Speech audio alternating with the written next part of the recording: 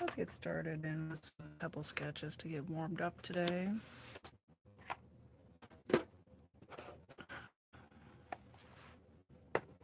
And then I've taken a painting off the watercolor block, so we've got a nice fresh piece of watercolor paper ready to go.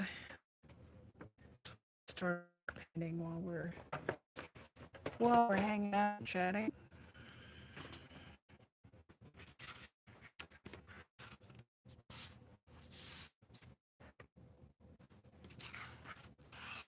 We'll just have a look and see what unfolds.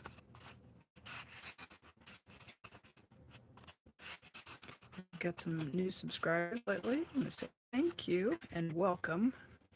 Lovely, lovely to have you aboard.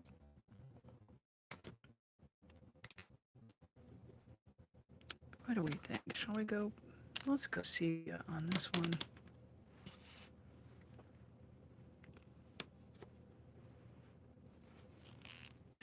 Thank you for liking her. I appreciate that so much.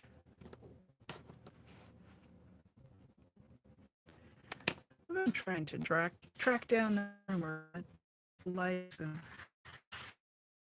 notifications go out. I haven't been able to find any information on that, but it is a rumor around YouTube that likes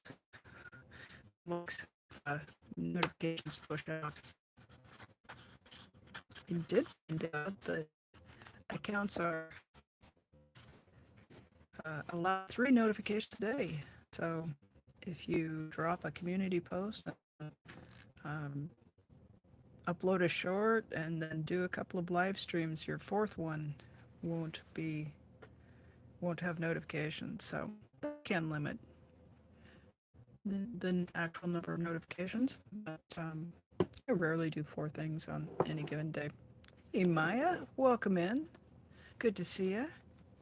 How's everybody doing today? We're finally getting one of the infamous Janelle Art middle of the night live streams. So I know you guys have missed them. I've missed them. It's good to be back.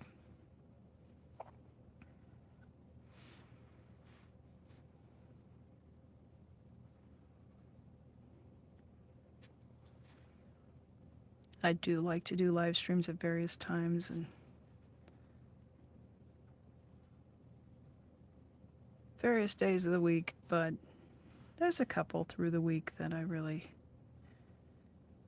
just sort of count on them now. They're kind of getting built into my schedule. So, Maya, glad to hear you're doing okay.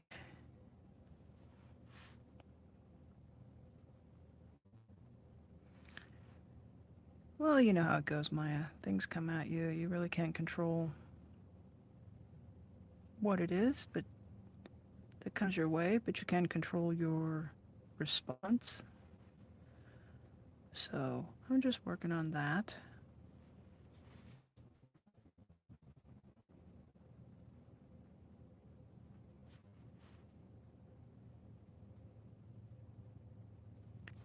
And that's part of approaching life in a mindful way, to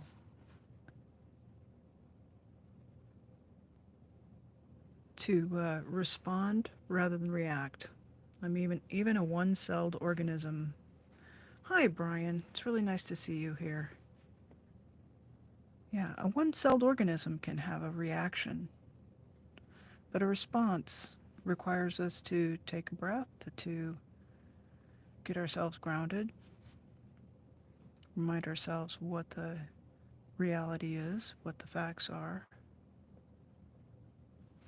and to choose how we are going to deal with what comes at us in life. A reaction doesn't really change what goes on, but a reaction can certainly inform how your life unfolds in the coming moments, days, weeks, years even. A response is more measured,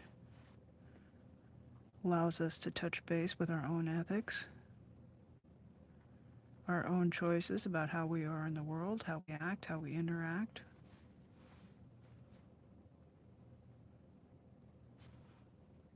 And I just find that that's a better place to live. So, pondfish. Pondfish, hello. Pondfish says I had a really pressing art supply question for you guys. And, well, it's in your brain.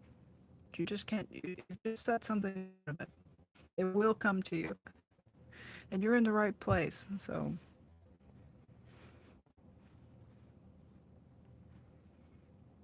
if the question was, yeah, here, Maya, help me with this. If the question was, should I buy more paint? Should I? Should I fill my cart up with delightful and beautiful new colors? What's the answer to that? Life is short.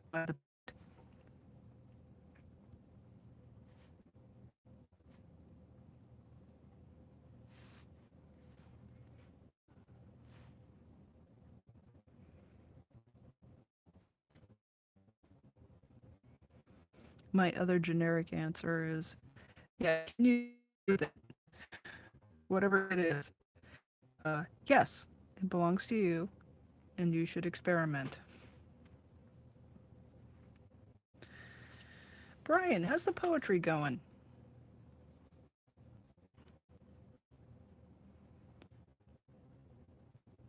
I know we had a lot of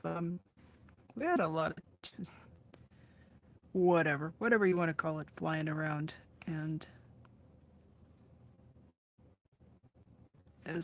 anybody who's been with my community post knows that I've made a choice about what I'm going to do with myself and my time, and have made some statements about that. And I'm just carrying forward with that.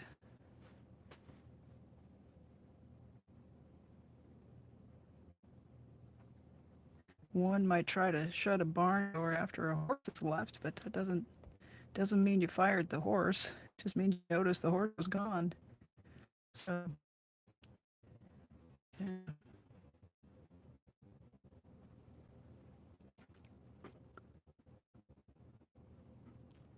Mm-hmm. All right, Found. I'm gonna keep my eye on you, because if you found right here, then you probably could pro outline. That's what you're needing. We don't joke about that around here.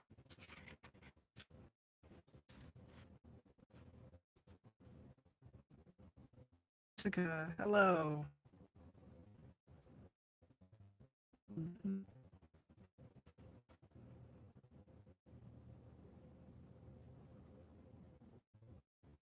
Jessica made it alive. She made it alive. She made it alive. Yay. I shouldn't punish you with my singing, but yay! Hi, you're here.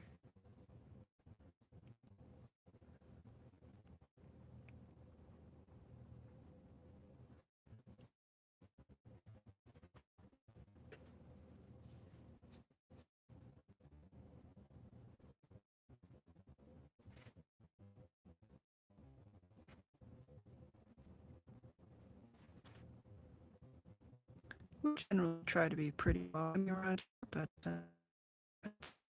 Lane has, so if you're here with good intentions, I welcome you. Uh, Not so much.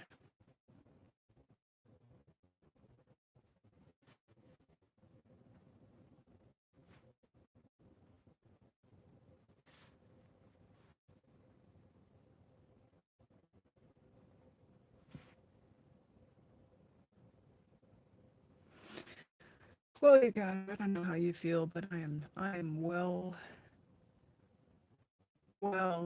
well ready to be done with 24. It was a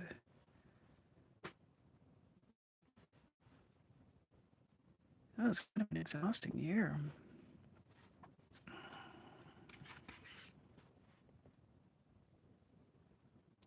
am always like, I'm glad at the end of the month when you get to the new fresh month. I don't really care if it's January to December to January, or whole year to another year, or end of the week, then you get a fresh week. I always like to look ahead to what's going on and think about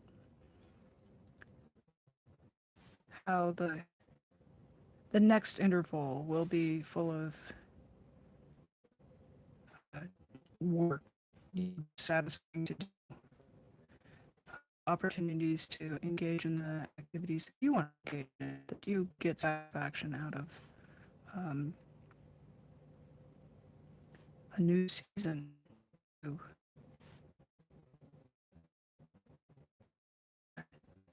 see what unfolds. And in January, where I live here in Oregon, towards the end of it, we'll start to see little yellow and purple crocus come up. They'll emerge, and some flowers will start to brighten the flower beds in front of my place. And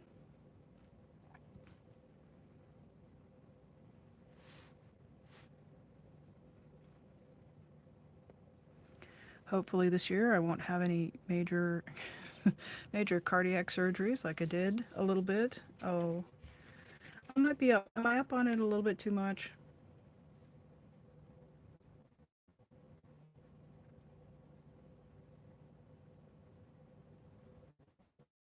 Hello. It's really good to see you in here. You've been so busy. So busy. That guy. I in one of the chats, and I'd kind of like to get to 50 subscribers so I can do more stuff on YouTube. Famous last words, my friend. 'Cause, you've just been busy at it since.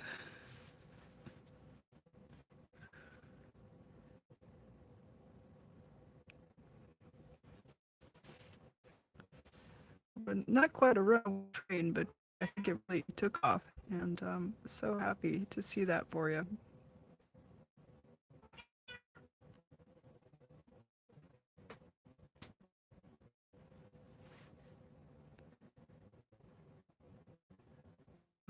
It's still really like robot voice. Is it we're getting?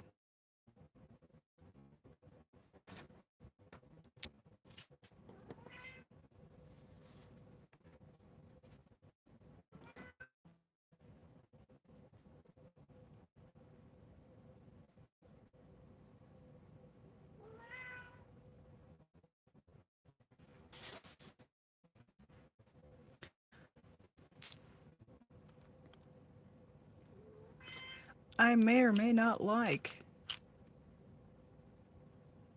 beach stones and beach glass, and that may or may not be something I find inspiring.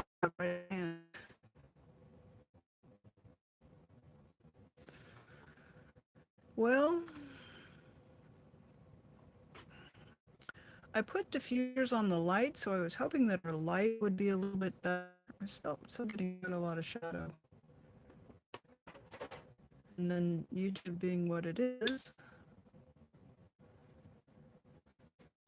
no. The light a little bit better, and then the sound goes a little tiny. So, very high production standards here to hang out and chat and support each other as artists, and we might change our own little world, but it's not rocket surgery.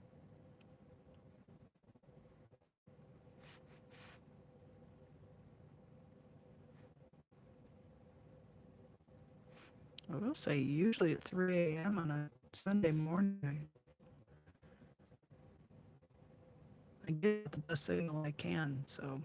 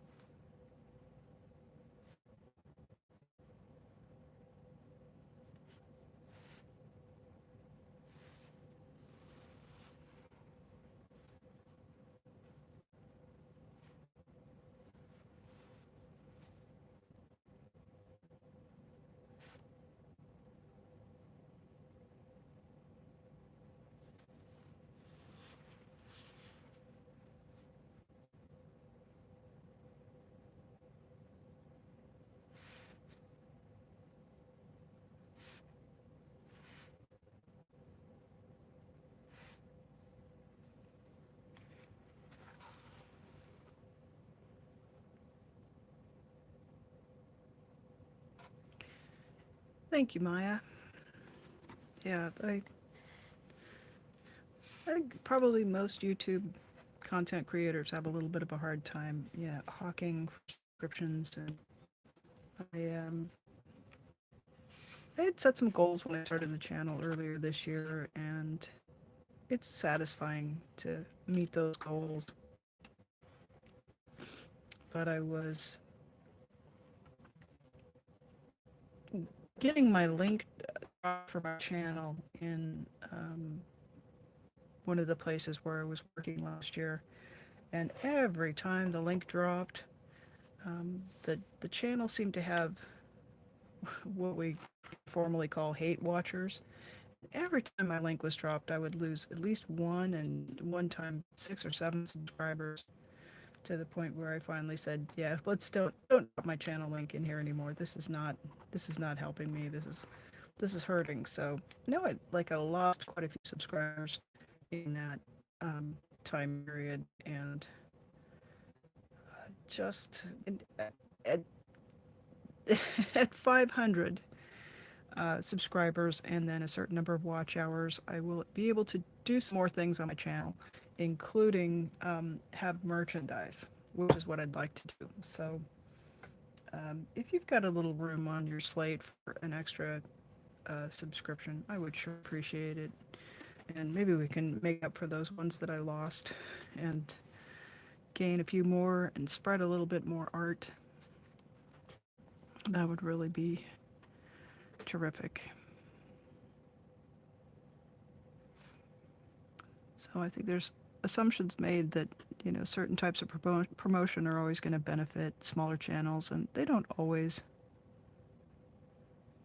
You can make assumptions about that, but when you look at the numbers, you look at the counts, that can tell a different story. So it's good to be mindful of those kinds of things, not just assume that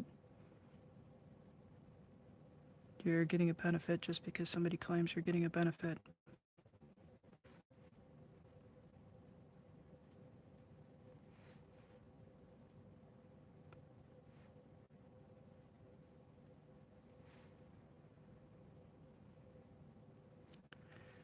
But it is coming along, and that's an opportunity for me to say thank you to everybody who has spent some time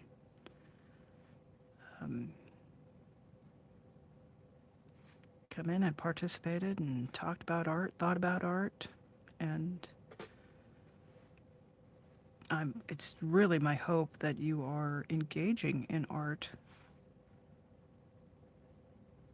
or you don't have to be producing stuff to be living with that more open creative mindset. It might just be those preparatory acts of clearing out some space, or looking at an online catalog of art supplies, or sorting out your stash, talking to some other artists, maybe pulling into an art gallery or an artist co-op. A lot of small towns will have spaces in their downtown that are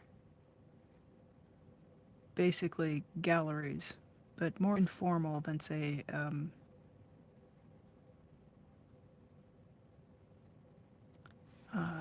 I'm trying to think of a nice way to say this. I know I go into some galleries, the prices are really high.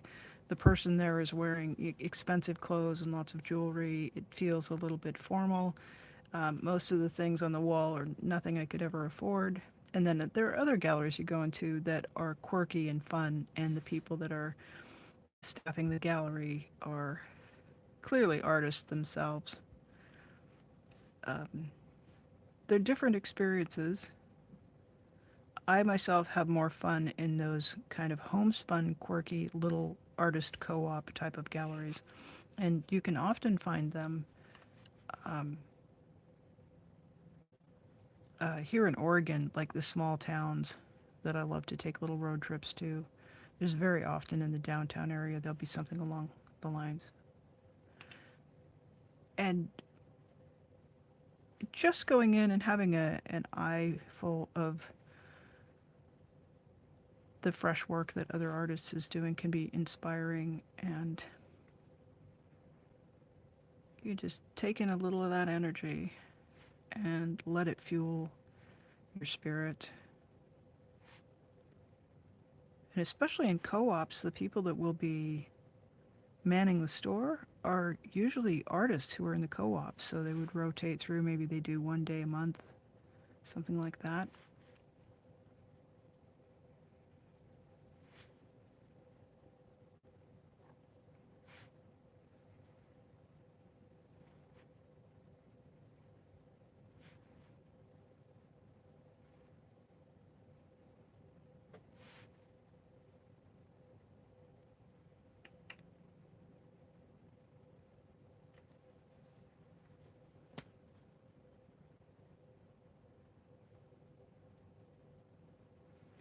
Maya says, having art friends that understand your excitement when you talk about paint, pigments, or other art supplies is so rewarding. Yeah, it's, I mean, I'm sure there's some sociological, word that attaches to what that affiliation is and what that activity of just finding your people, what it can do for you.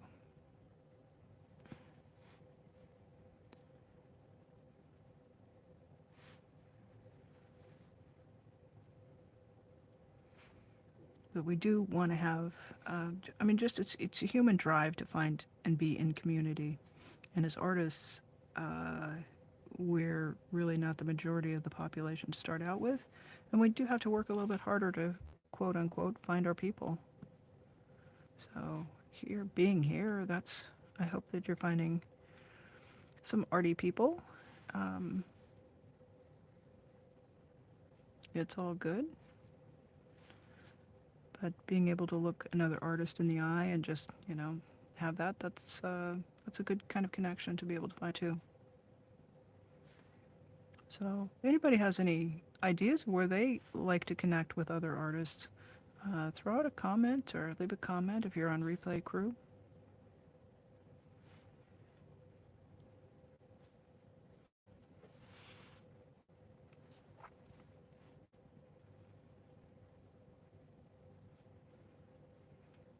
I reckon I could probably take my little squares and my pen down to the coffee shop and sit and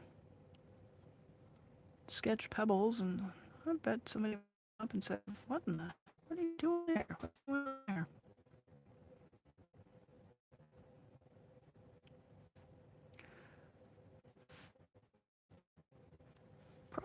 Probably not going to walk into the coffee shop and see somebody sketching pebbles, but boy, if I did, I would be so excited.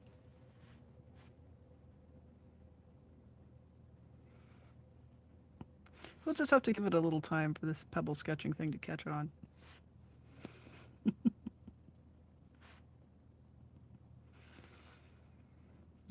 I poke fun at it, but it's a good little warm up, and it's also a good focus point to quiet my mind, and helps me helps me get on task with what I want to be doing.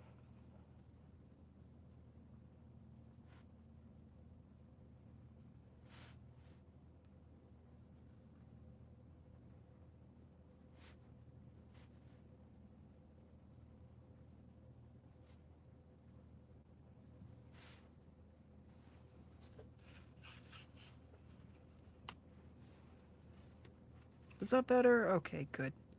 Yeah, there's really not much I can adjust here. Sometimes it's just we have to wait it out because I'm not on Wi-Fi. This is uploading through 5G, so I don't know. When the that hypothetical future, the channel goes gangbusters, we'll spring for some fancy equipment.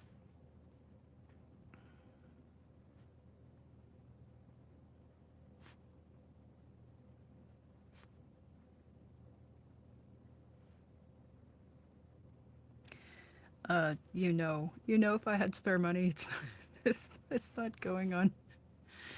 It's not going to equipment. It's just going to go to art supplies.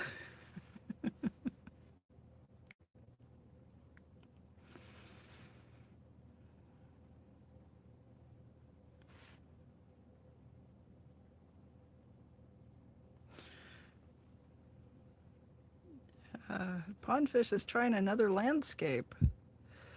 Oh,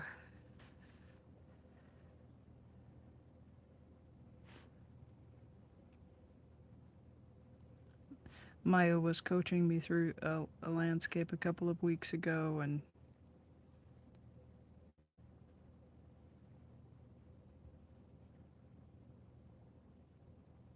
it's Maya is fine. Maya does beautiful landscapes, and she is a decent coach. I just could not get myself fired up about it. Um, the technique we were using was wet and wet, where you do have to patiently wait. You get a wash of color on the paper, and then you lay in some pigment, and then you patiently wait for that pigment to diffuse across. I you've seen me. I splash the paint on the paper and then, get it to dry quickly, and then I impose my will on it with a pigment pen, and it's such a different process. It may as well, it's just a completely different way of using the same, similar media. And there will come a day where I just am excited and interested in how that operates, but I could not find it. And that's okay. You don't There's just so many different ways to come at it. And I'm so happy for Maya that she finds joy in and has the skill for that. The way she can lay in that dark pigment along the side. I'm so tentative about it, and I haven't figured out how to trust the process and to you are a super coach. She's not just as soon as it came out of my mouth I was like, that wasn't quite the right word. She is a downright art instigator. Yeah, it's exactly Jessica Lane. It comes down to the patience of it.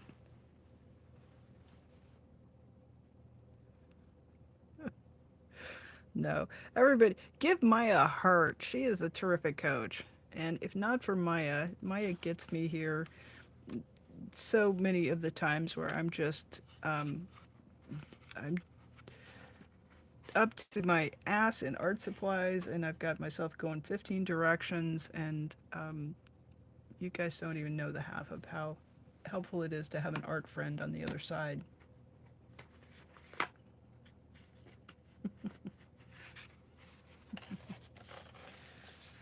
She does. She instigates the art right out of me.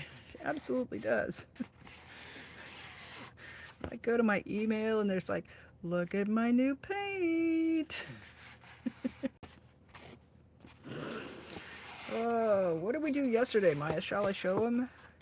You guys went a little. It's not exactly an art show, but we got our swatch on yesterday. I got out the Minnesota Pipestone granulating paint from Daniel Smith, which is sort of well, it's sort of this color, sort of a warm, peachy, neutral. Shuffle, shuffle, shuffle. And I tried mixing different paints because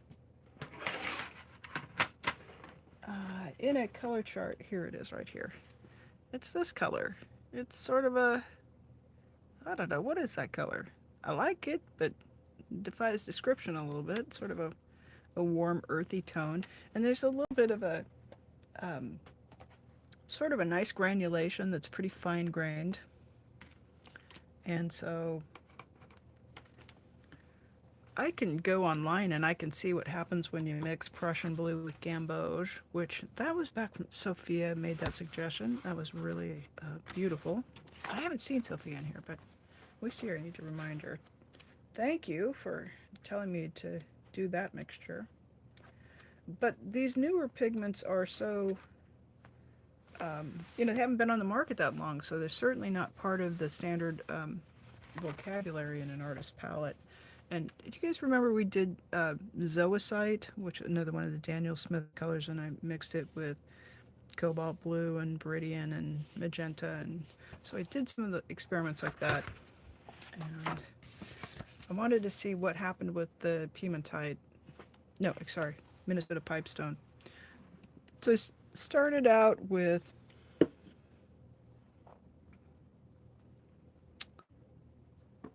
like chromium oxide. Here's just the pure Minnesota pipestone, and then I mixed it with the chromium oxide green and got this kind of a warm brown with some greens in it that I was thinking about the Schminke Shire colors and forest colors and wanting to find something that had some that was visually interesting. So here it is mixed with cyan. That's kind of a pretty color and an earthy. You know, these look like they could be rocks. You know me, I'm on painting rocks, so I'm kind of looking for rocks colors.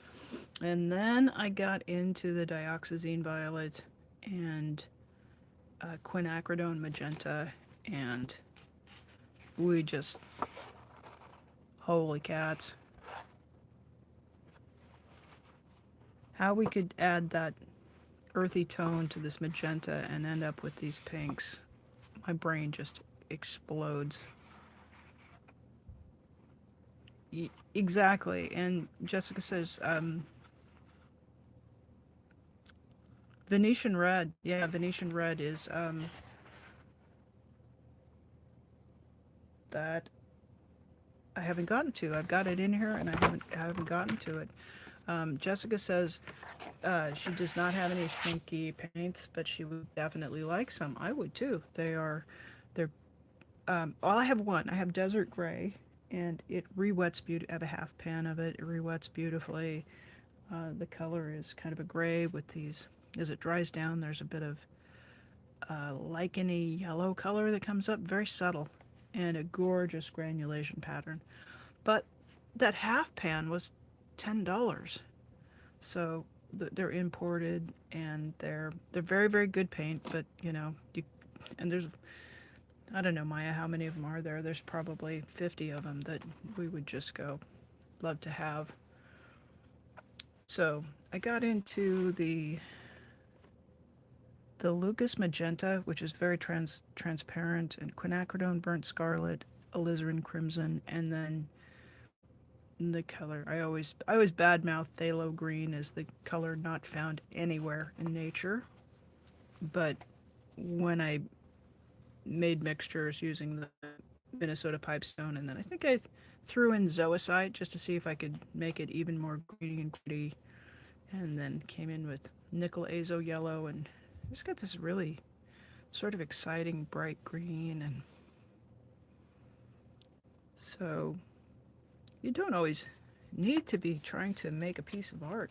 Sometimes you can feed your creativity by just getting out a little paper and swatching and seeing, particularly these new pigments that are not traditional. You're not going to know what they do until you start mixing them, putting them on paper, and then letting them dry down. Because when they dry down, it does take time for that sediment to sort of make its patterns known as the water evaporates off the paint. So all kinds of cool stuff. And now I would not have thought to use magenta to make a paint that would work for rocks. Or you know, the quinacridone burnt scarlet, that's a bit, yeah, I can see I can get there. But boy, I just, look at that. Little nickel azo yellow in there, and even phthalo green sort of was producing these gorgeous turquoise colors. So I might not banish it from the palette. I do look at it. I do give it side eye. I'm like, oh, I don't know. Don't you get in my mixes, phthalo green. But yeah, it's. I wouldn't have known that had I not played with it just a little bit. So that's the trick. That's the trick. Gotta get it out and work with it. Spend a little paint to get to know your paint.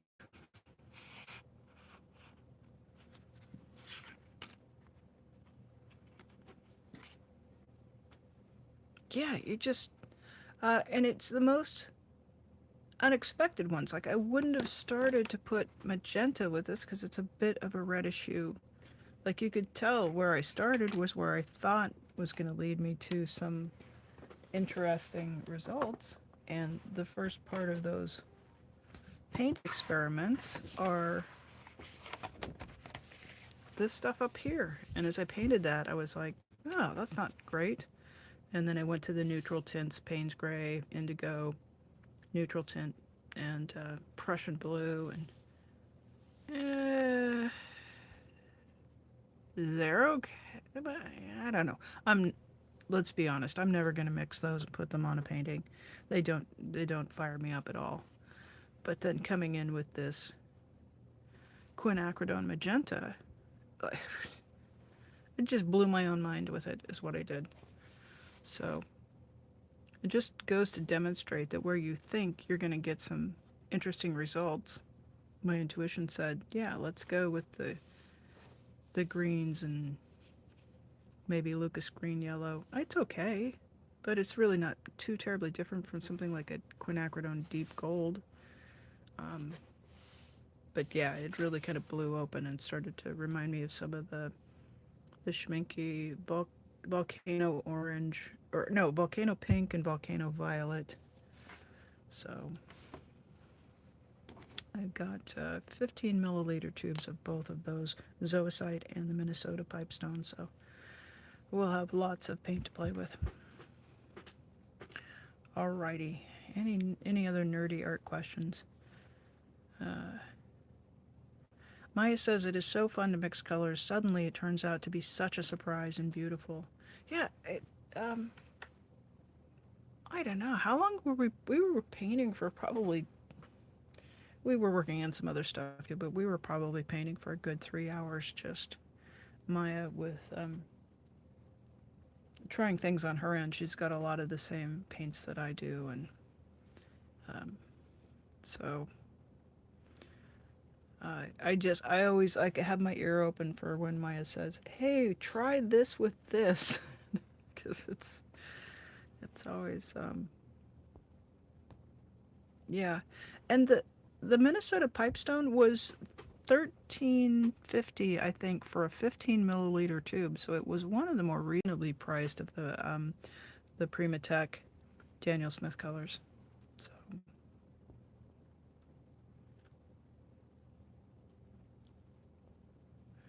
Jessica says she's starting from scratch again. Watercolor is tough. Uh, Mastering watercolor definitely tough, but the flip side is there's so many directions to go with it. It's almost can shut down your creativity when there are so many ways you can use it, and you do have to kind of let go of your expectations if you're going to jump into watercolor. It does ask that of us as artists, and not feeling that one. Let's go to this one. So yeah, it's for me it's a good exercise because I kind of, I like what I like, and can be kind of overwhelming to add new stuff in, but once I've done it, I'm like, wow, how did I not use that color? I'll find something in my paint box or in the palette that it's just like it's been sitting there patiently waiting, and I haven't even given it a little water and put a paintbrush in it, and that watercolor will just wait for you.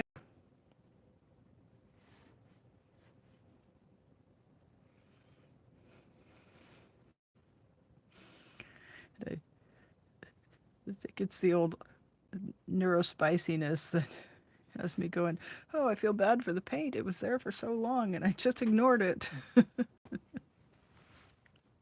Um,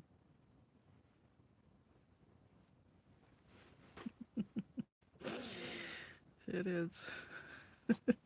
I'm not going to read that one out loud. I'll just leave it for you guys to enjoy in the chat. You're okay, Maya. Yeah. So I've been trying to, deliberately get to know these different pigments and what they do and how they're interacting. Uh, I tend to fall into the favorites, right? We all do that. Whatever colors we like, or whatever brand of pencils we like, or um, it's something about that routine, the familiarity. You can come to the workbench, pick up the tools you know, and you can make the work, right? Because of my ADD, I tend to get bored if I do the same thing all the time, despite appearances. And I've got to switch it up just a little bit to stay interested and not get burned out. So, one of the things I've learned over the years is to uh, take time to just become acquainted with the properties of the materials that I'm working with.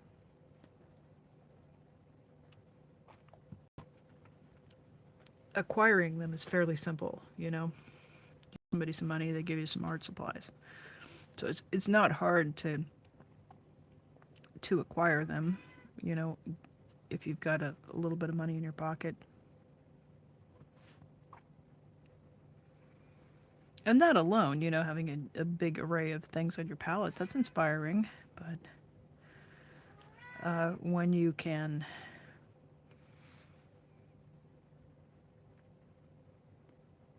develop your vocabulary, right?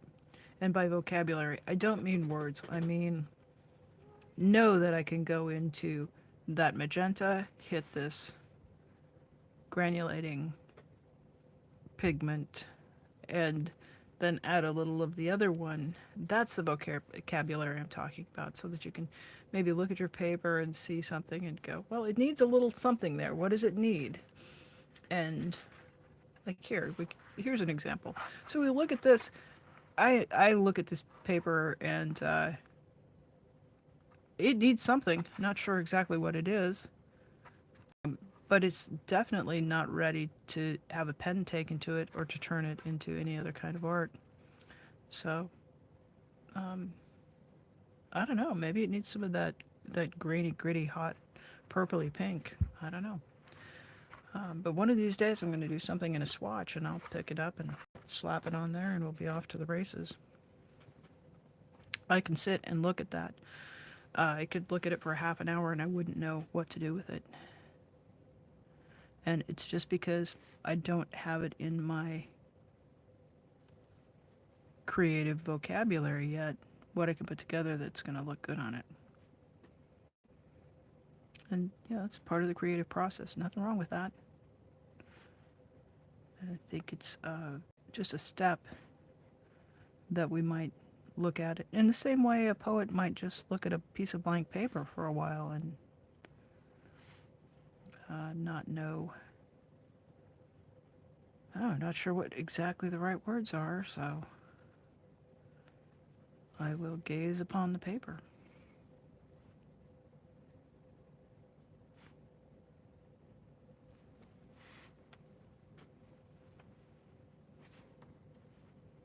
Might need Cascade Green, really?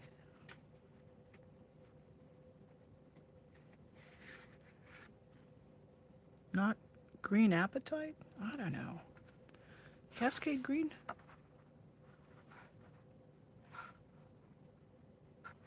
Oh, what the heck.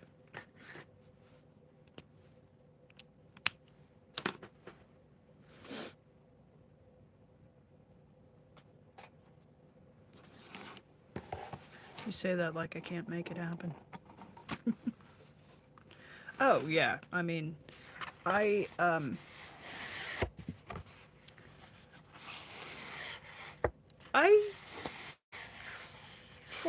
I try to put something down and then I stare at it. I try not to leave it too blank. If I'm writing, I mean, I can stare at a blank piece of paper for a month. But when it comes to painting, I do try to just Splash, get the splash going. Cascade green? Can we negotiate about this, Maya? What about green apatite genuine? This one. Mm. Mm.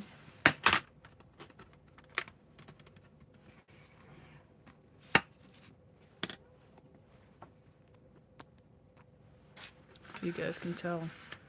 See how empty that little that little pan is? Just about. That's where the Cascade green lives. I may or may not like me some Cascade green. Okay, I'm gonna get a big moppy brush.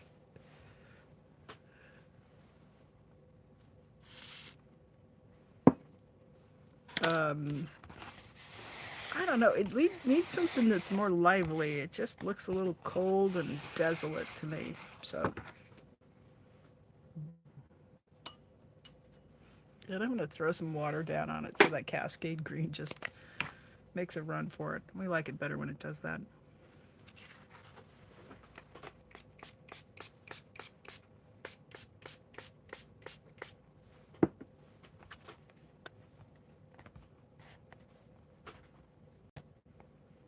Alrighty.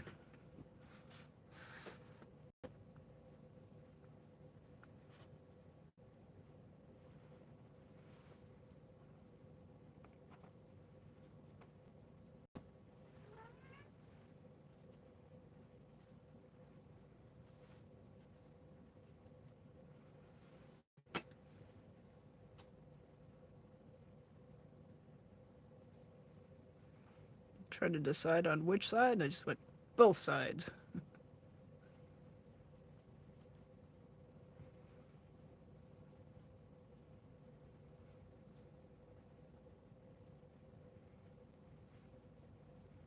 What about maybe some cyan?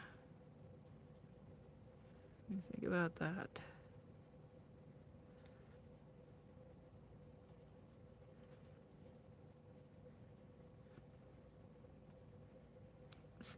This Cascade green is so wild. Sometimes I go into it and put it on the paper and it looks blue, and other times I put it on and it's this deep foresty green thing. It's really a cool color.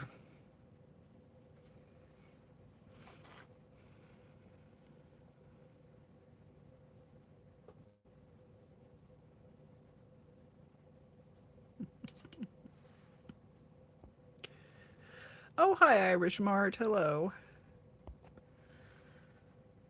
Yeah.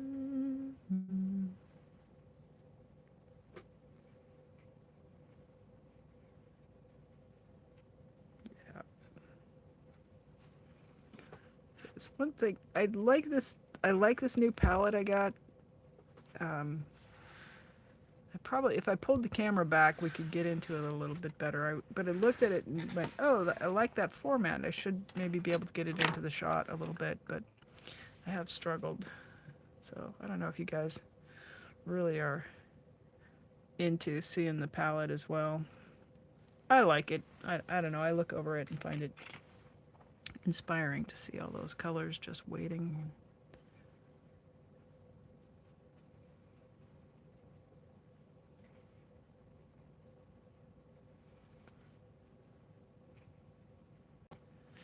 Well, it's not looking so much like a taxi, so I like it better already.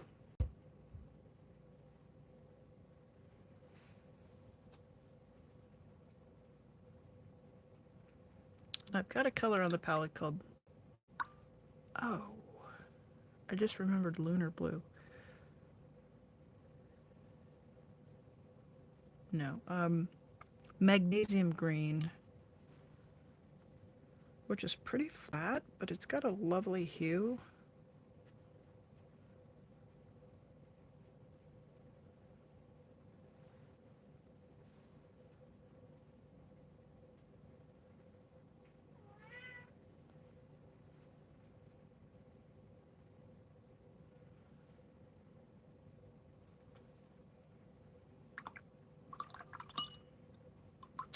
Okay, Aussie red gold.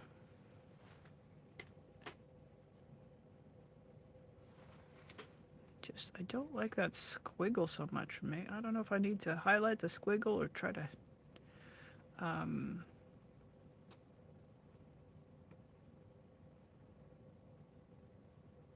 is that neutral tint? I think I came on and I expected it to diffuse, and I just looked away from the paper for a minute, and the lines just stuck right where they were. I couldn't. It was very staining, and I couldn't get it to move, and so I wasn't nutty about the squiggles.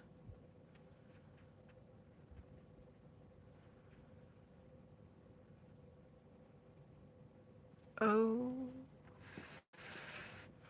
stand back. Activating spatter tech.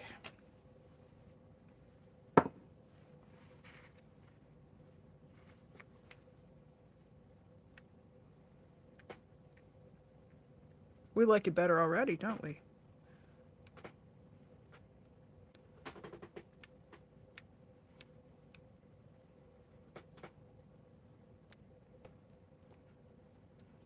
I'm getting better at spatter. I'm able to kind of mostly keep it to the paper. And when I first started that, I would have paint everywhere. Which is, it's a studio. That's okay. Depending on what color you're spattering, it can you get a drop on it, and you bump into something that's red, and it can just ruin your add an unexpected element to the painting on which you are currently working. Much fun when we crowdsource the what to do. Oh, Matt, Matt. Sending you a hug. It's so lovely to see you. How are you? How are things going there? We got through Christmas. We got a whole new year coming.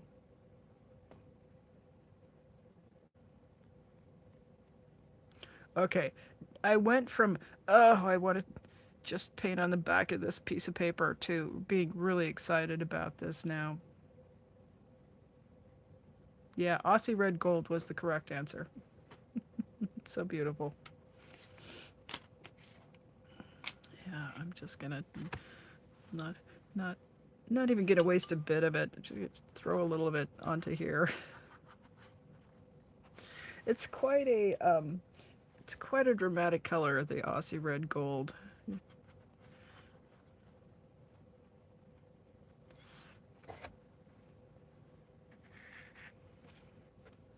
So I like keeping these little squares ready to go. So when I know there's a little bit left on the paintbrush, and I'm just like, oh, I can make a little, I can make a little work out of that.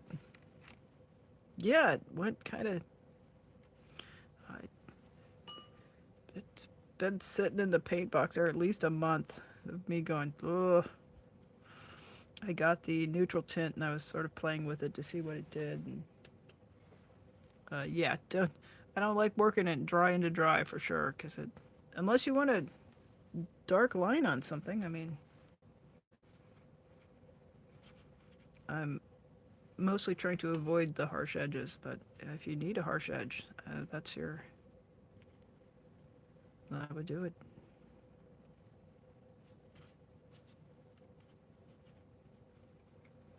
Yeah, see the tinting strength. See how vibrant this is? This paint has a pretty high tinting.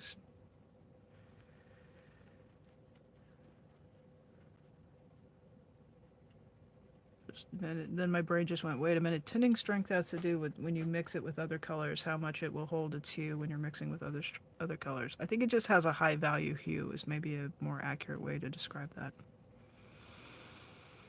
You know, I try to be fairly scrupulous about telling you things that.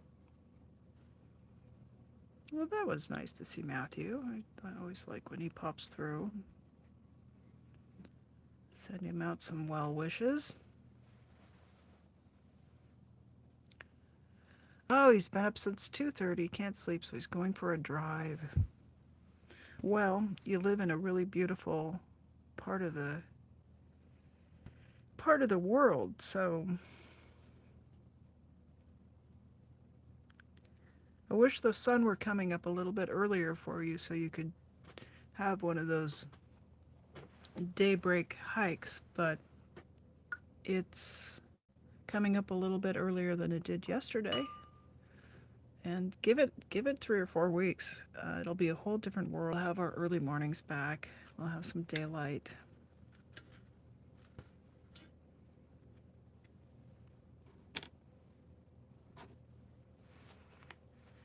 And a bunch of insomniacs hang out here, so you're always welcome to come and just hang out, chit chat, enjoy a little company.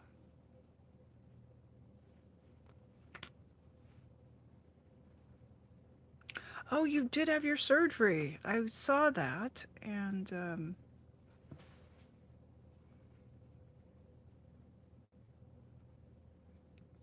recovery time, right?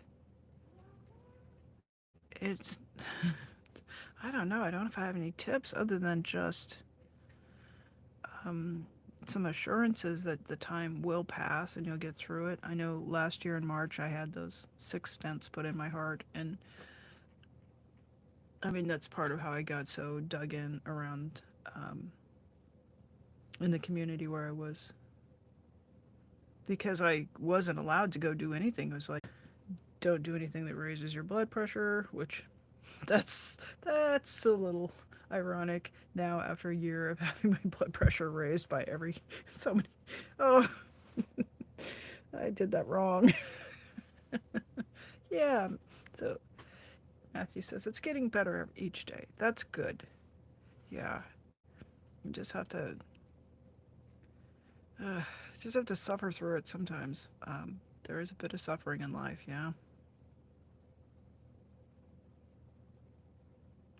And I've been through 3 back surgeries. The last one they just did a fusion. They were like, we're gonna stop, nickel and diming this thing. And I woke up from this. I was, still fairly anesthetized, and I said a lot of naughty things.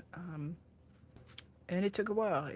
It was just like a bag of frickin' Doritos back there with the crunching and cracking. And about a year later, it was like, okay, it's okay. So. Good. I'm glad you like it. A little color therapy for you there. Yeah, this one's drying down. It's kind of the blue is fading down, but it got a lot more interesting from that yellow and black thing I had going, right?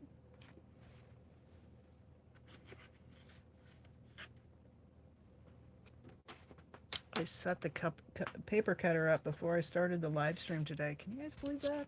Finally got that done. You'll lop off some paper here and let's... Well, you know what? We can just stay working in this 4x8 format. That's pretty good. Color here, and let's just start one from...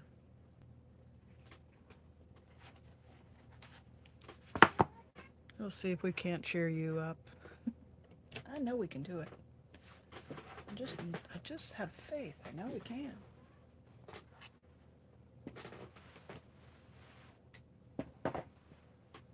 Yeah.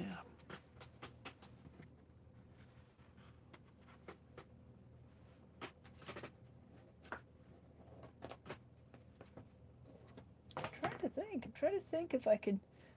I know I've spent some time with you, and I know that, like, you talk about things, but, like, I don't think I know what colors you really like or what might be your favorites, so.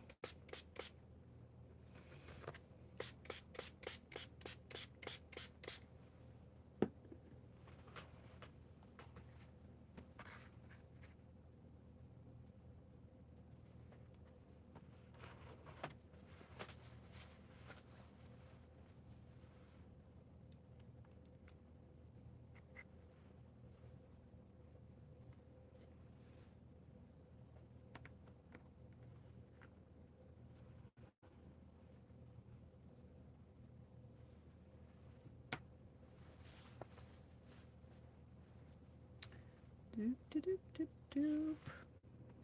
I think. All right. No favorite colors, Matt?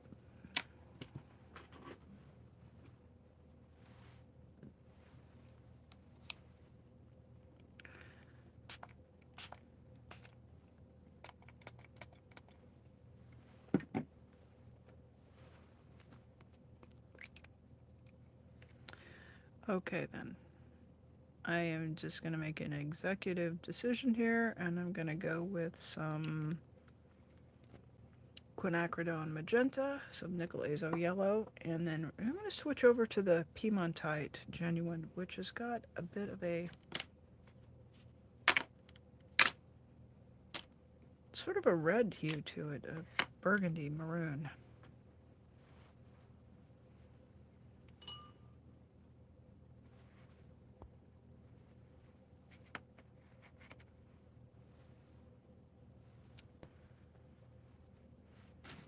Try to get us in frame with it. That's a little better.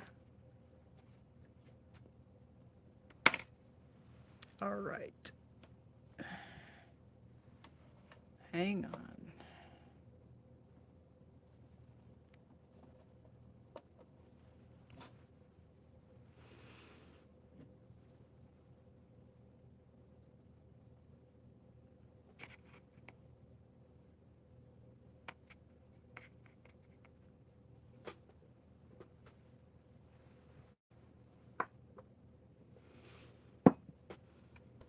I swung everything in the studio, not everything in the studio, but I swung the workbench around 45 degrees to try to get the lighting adjusted a bit, and it's like everything's just off, just the tiniest little touch.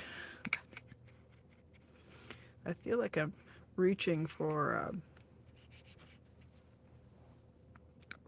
things a bit.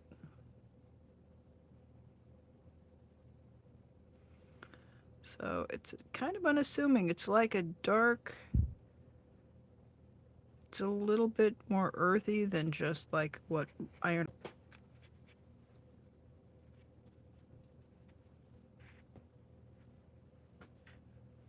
And I did a little research. I think Piedmont is a region in Italy.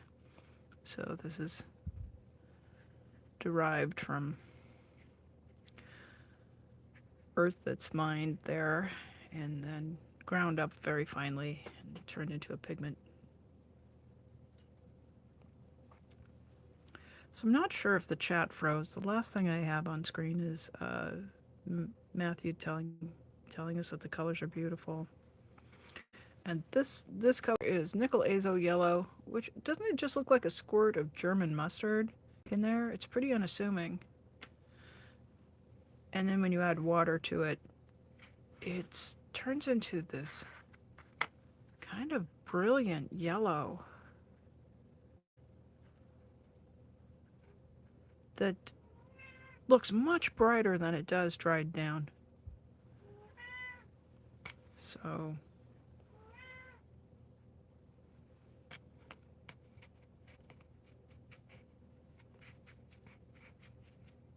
mix a little of that.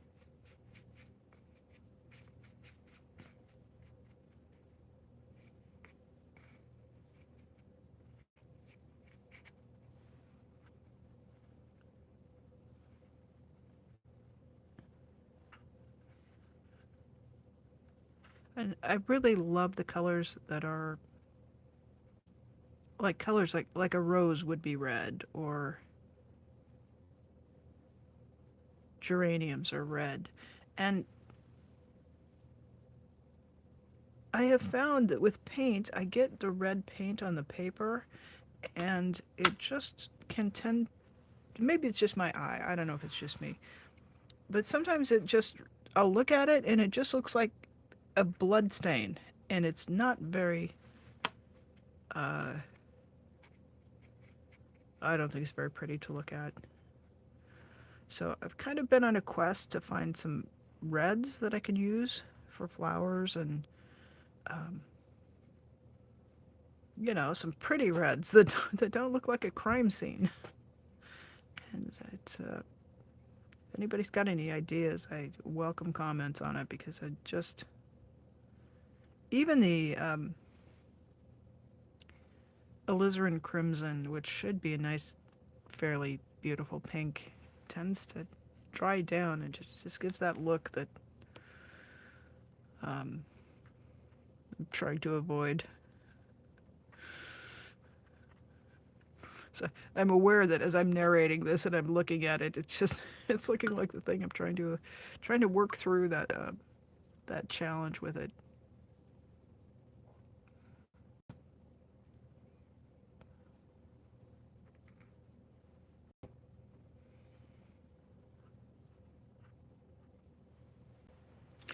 Maybe it's something about the way it kind of drips that it just it's probably going to be okay once it dries down.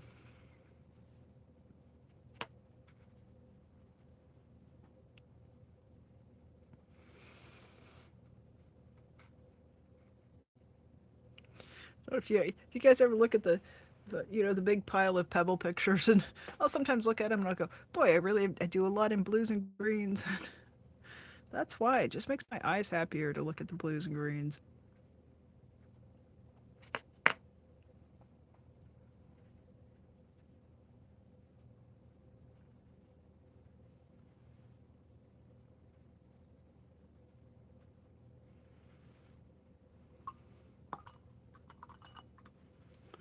What do you think, Maya? Is the answer Aussie red gold? Is it always the answer? It might be.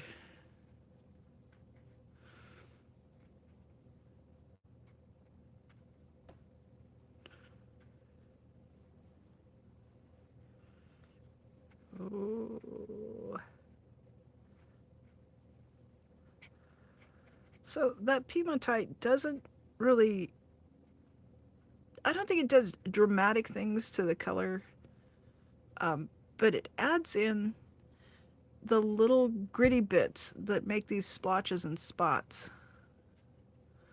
because it's pretty granulating.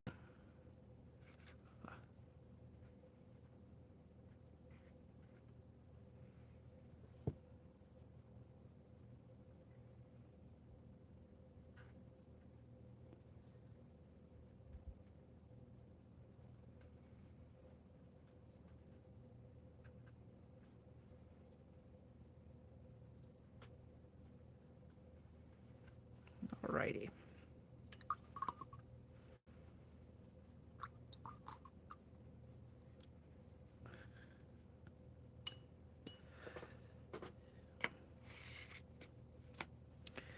Maya, just an FYI, I think we'll go maybe another 20 minutes tonight. I don't think I don't have 2 hours in me.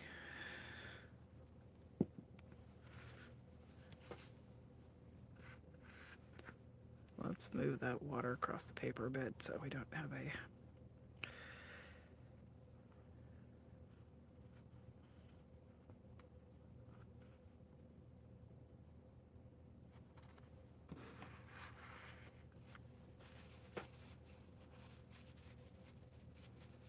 I think I might have gone through my little stash of paper towels.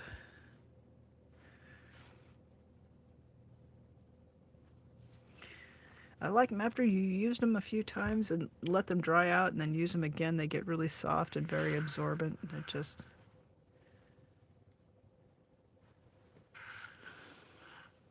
I'll use these little squares a good half dozen times before they finally get so much pigment on them that they cause more trouble than they help.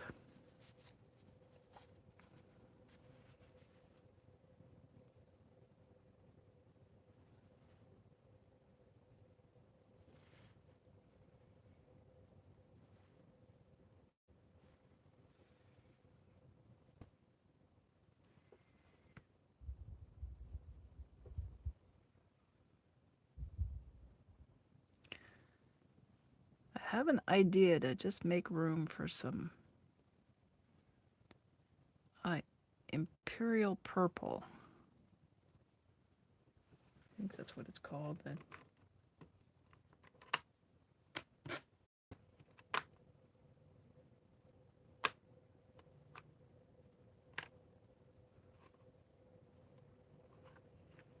There we go.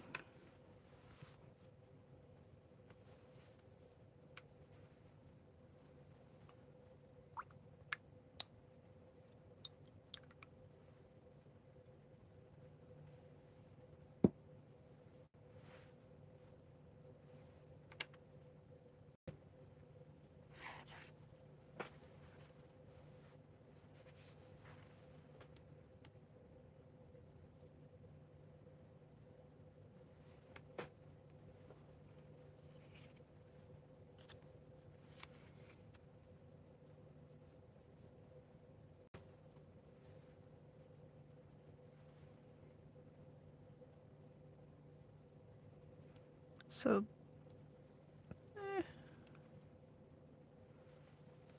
maybe.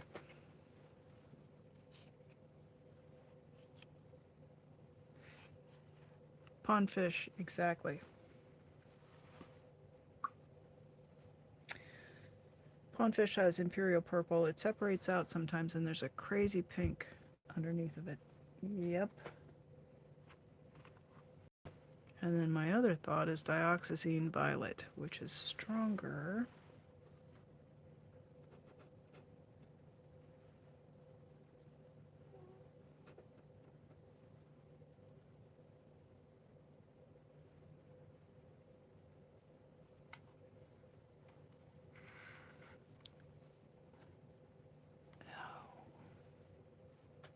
For once, it's my hair and not the cat hair. Trouble. Alrighty, so we've got two choices here, dioxazine violet and imperial purple.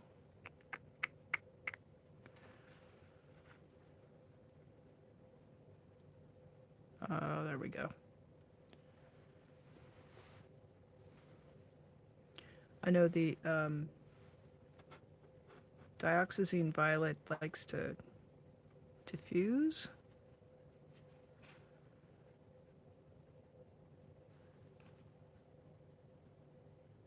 And I don't know that I've experimented with the imperial purple. It's one of the newer ones in my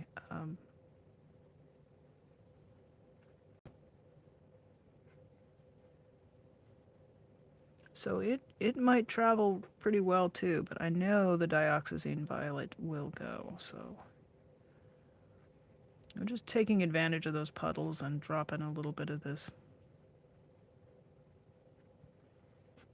purple in here. And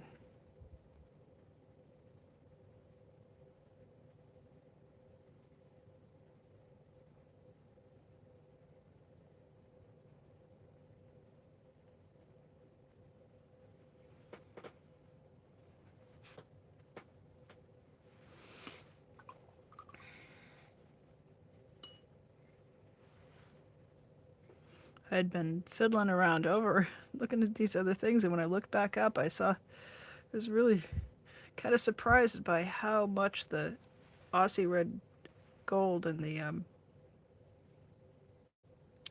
nickel azo yellow had moved.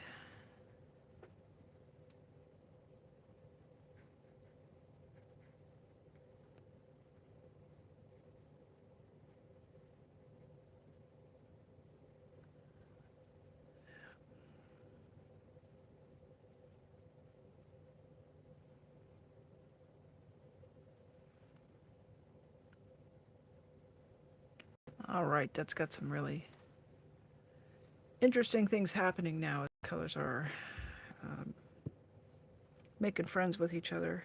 I'm going to let that dry down. And now I really like this little spot here where there's the uh, quinacridone magenta showing through. But if I drop it in now, it'll just diffuse. It'll mix with everything else. So if I let this layer dry down, then I can do another wash, and we can maybe add more of that because it's pretty. Doing some pretty things.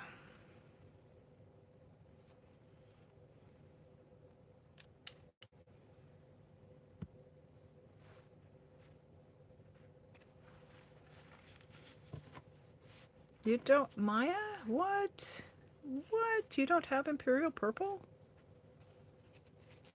Hey there, Antics. Okay, so as Pondfish was telling us, I'll hold them up so you can see what's happening as this is drying down. So this is dioxazine violet, and it's got a pigment. It only uses PV23. So it's made of one pigment plus binders. Now, the Imperial Purple uses PV19, which is pigment violet, number 19, and PB29, which is ultramarine blue, pigment blue 29, ultramarine. So when it's drying down, bear in mind it's got two things, and those are mixed with binders. So as it dries down, can you make out there's just a little bit of a pink undertone? Whereas this purple is made of one pigment, and it's pretty clear there's just sort of one thing going on with it. It's more one-dimensional. So just a little bit of difference. The hue is actually, to my eye, pretty close. But the Imperial Purple is just got a little bit more of a variety of colors. And then these are translucent, it's watercolor, right? So the light travels through those pigments down to the white of the paper. So if you're debating paper, I would look for one that's nice bright white, because that'll give you a little bit better quality of light reflectance coming back through. And then we get this sort of areas that are just a little bit pinkish in there. So just a slightly different effect.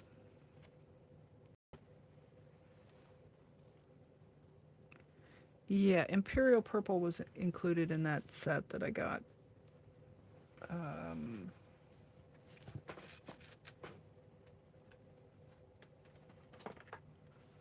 Yeah, the Gene Haynes set contained some Imperial Purple. I always want to call it Imperial Violet, but it's Imperial Purple. And I guess that's to make up for the Opera Pink, which I'm holding a grudge on the Opera Pink. Boy, that's just so bright. But it also came with a tube of Moon Glow, so that's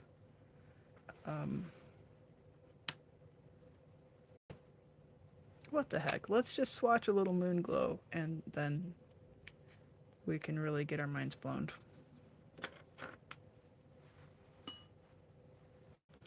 So before I get it wet and can't pick it up, Moon Glow is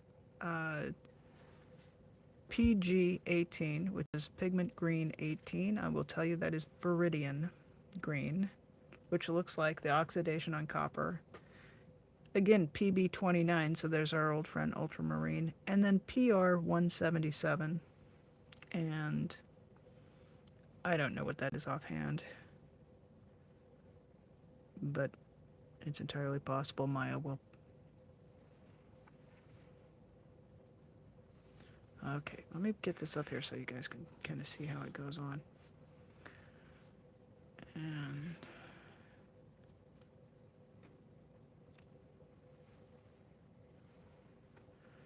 how they can add viridian green to red and get purple,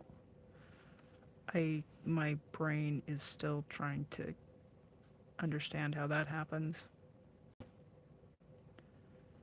So it's darker, you can see that at the bat, and then as it dries down,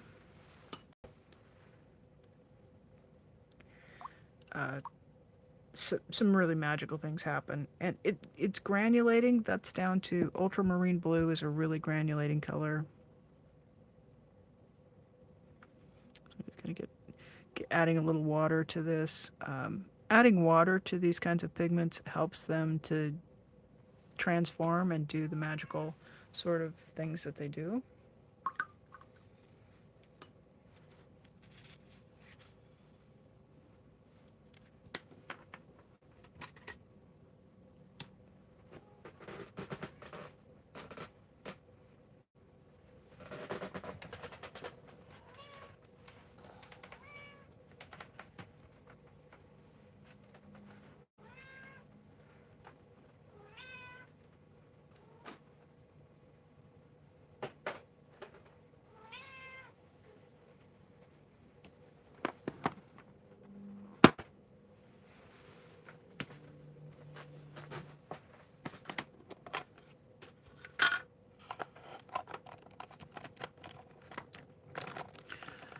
I think we might be able to make that happen, Maya.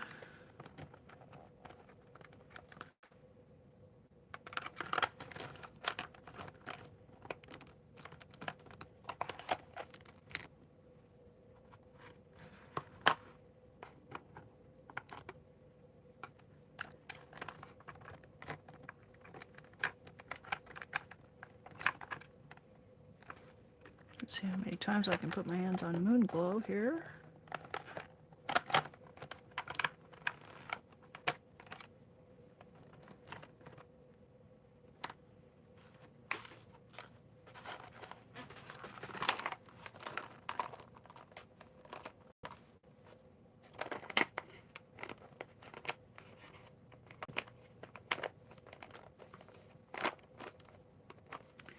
Ah, the familiar sounds of rooting through the stash of art supplies.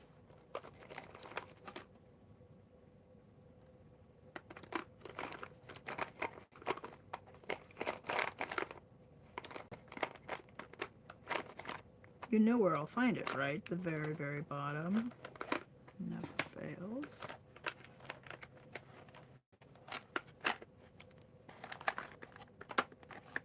Et voila!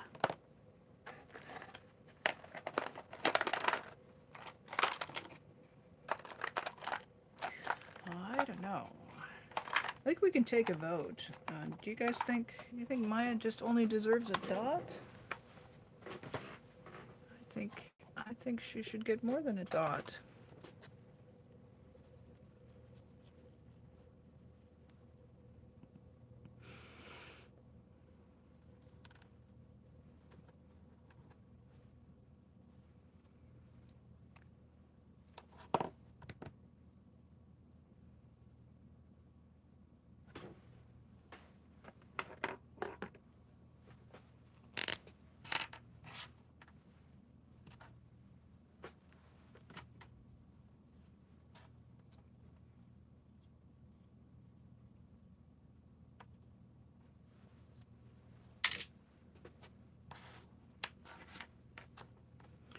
So, if you buy paint in tubes, you can buy these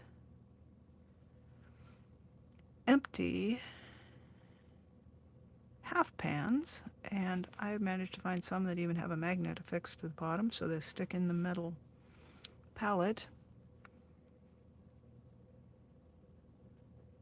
And I label them with the name of the pigment, the company name, because I do have a few things like Prussian blue. I probably have them from several different companies. And then I make a note of the pigment numbers. PV19 and PB29. And then most everything I have is going to have a light fast rating of 1, but I still go ahead and put the light fast rating.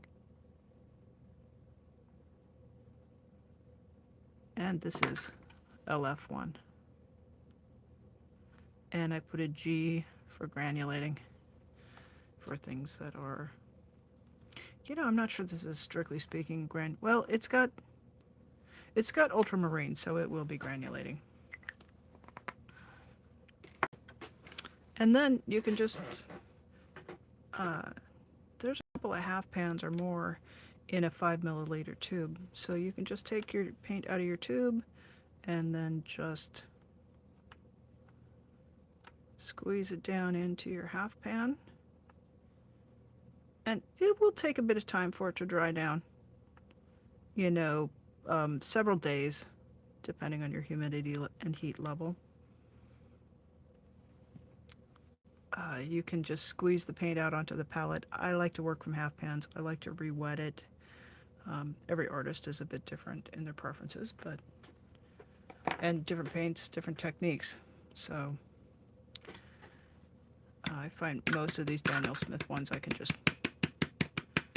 tap them down a bit and it'll smooth out. If it doesn't, you can just smooth it out using a toothpick. And that way you kind of get the best of both worlds if you buy your paint in a tube and do this yourself. So in case anybody was ever curious about or was debating, do I want half pans, do I want full pan? It also comes in full pans, which are just double this size.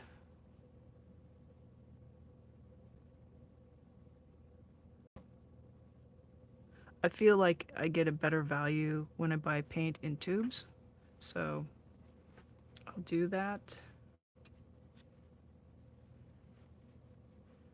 And we'll just set that aside to dry. Just like that. And it'll probably take, I want to say at least 4 or 5 days.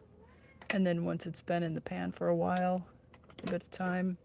Here's one that I filled with the Minnesota pipestone. And you see the water evaporates down, but it's dry to the touch. And the surface is just a little bit concave now. But a wet paintbrush in there and a little bit of just a couple of swishes around, and the paint is right back to being ready to be used. So there's that.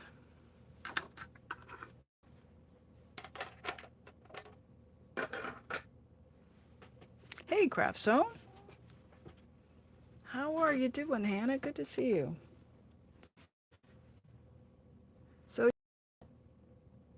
I've taken 2 half pans. That last one was maybe about half full. I think probably, what have I got here? Yeah, I filled this one about halfway. So I've taken a half pan out of here, and the tube of paint, there's still at least a full half pan, and this is a little 5 milliliter tube. So the half pans from Daniel Smith run about $6 each, and the tube of paint was, well, this one came in a set, but I think this color goes for about between $6.50 and $7.50 for one tube. So it's about half the cost. But of water will evaporate out of it. But again, I think it's pretty good value for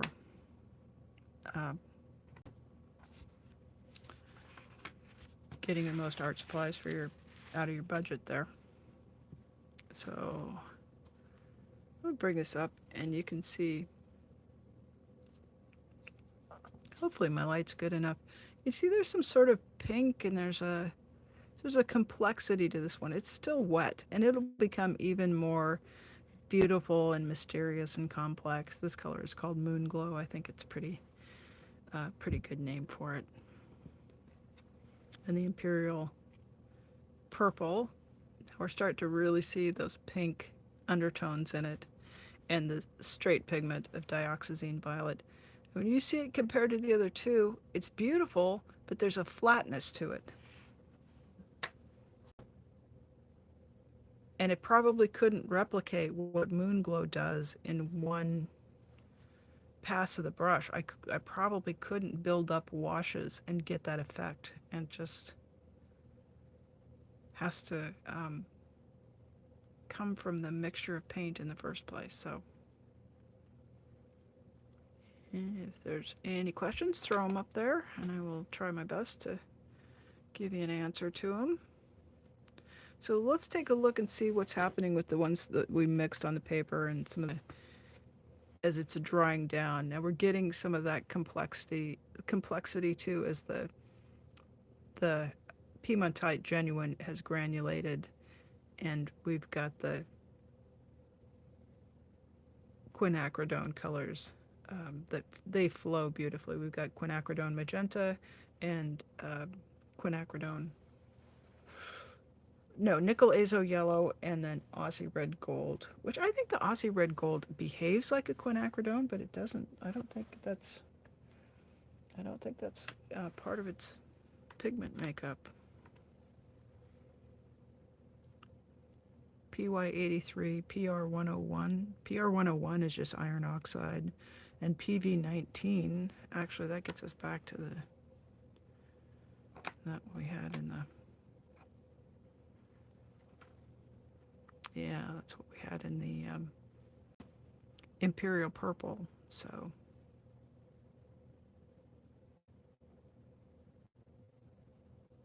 Imperial Purple and Aussie Red Gold contain PV19. My head's just going. Yeah, what else do we have going on here? So yes, it's drying down. Like it's sort of, like I said, I described it as a bit of a crime scene. But then as it dries down, there's just different things coming out of it, and it reminds me a bit of a pansy or a viola. You know how those colors sort of blend together and do some magical other stuff. Yeah. So let's say get back to our drawing. Let's finish that up for the evening. How are you, Hannah? What's going on? Are you getting some excitement for the coming year? And I'm just a little. I'm glad to see this one just be wrapped up, and we'll start fresh and see what I can make at 2025. Oh, that was not the pen I wanted to use. Felt pen across the paper. My brain just went immediately no.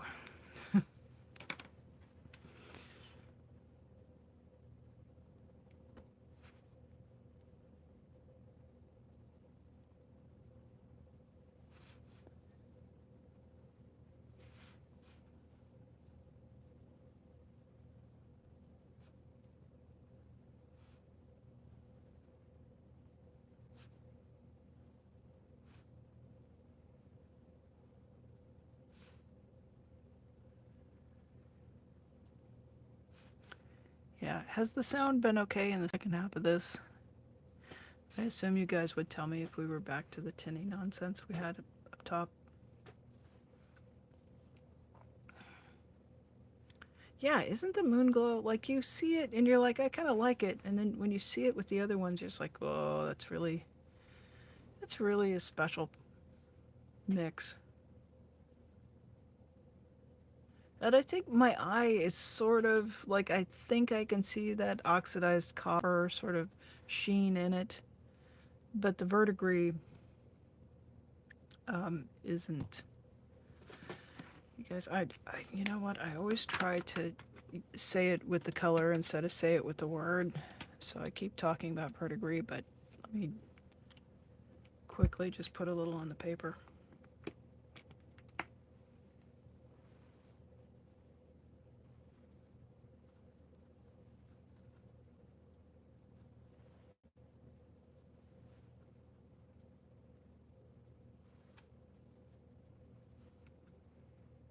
It's actually really close to the color of this craft mat now that I'm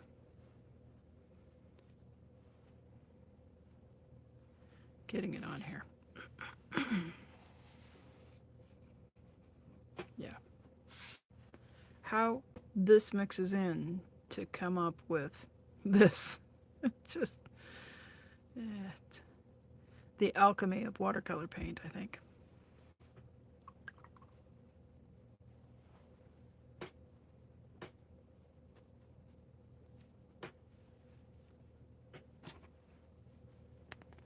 Thanks. Yeah.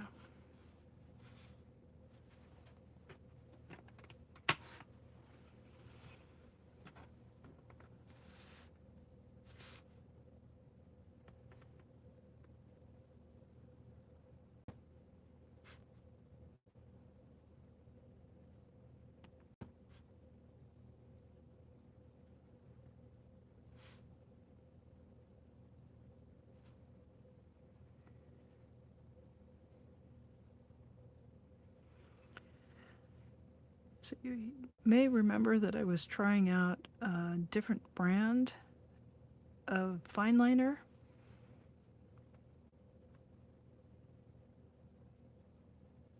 Accurate, ACURIT, made in China, which I think a lot of fine liners are sourced from there anyway.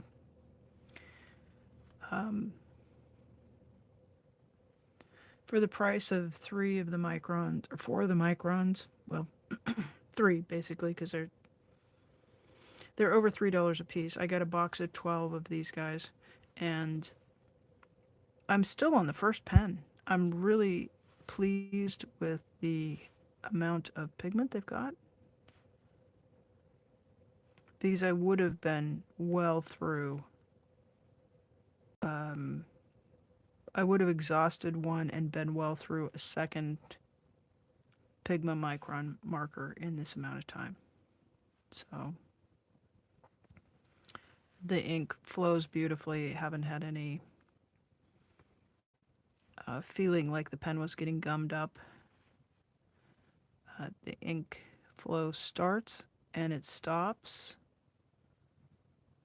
and it's been pretty consistent. Sometimes with a pen, when you start using it, it's got a lot of ink and you maybe have trouble getting it off the paper before it leaves a blotch, and these have performed really well. So thumbs up on that switch out.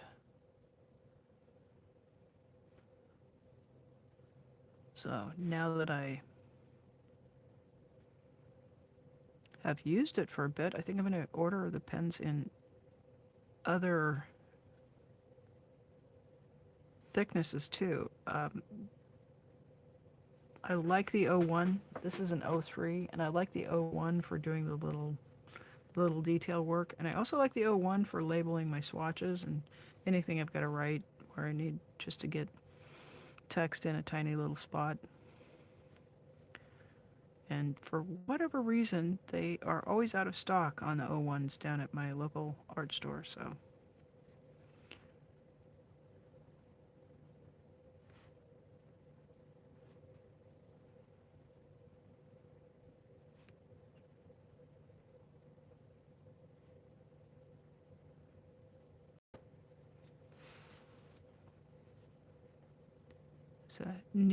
neither pen is refillable, so I think something that's going to last. So far, I would guess it, at least double, if not triple the length of time means less empty pens going to the landfill, so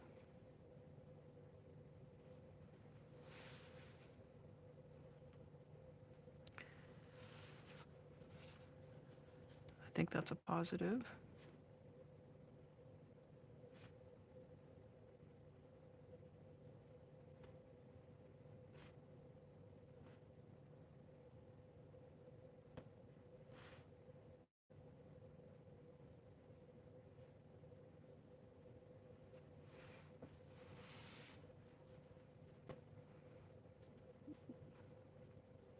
Thank you, Craft Zone.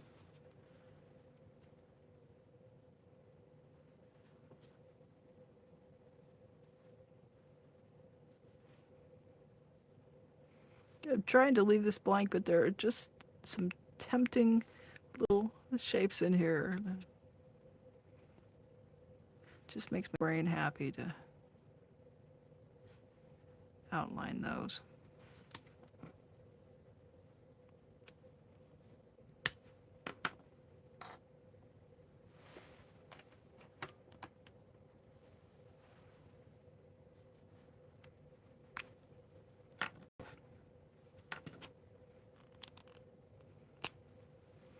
So the Accurate has a little window you can look through and you can visualize which tip.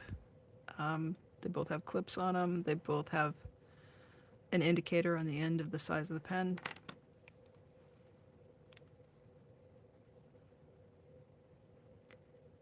They're not exactly the same. The grip up here, I will say, I find that this nice inch on the barrel, or whatever is close to an inch, it rests nicely against the hand. It's a little bit more comfortable, and this ridge is rounded off compared to this guy. It does have some uncomfortable ridges that sit right on the callus, and particularly this one can sort of, I do have a sense of it. I've had to loosen my grip a bit.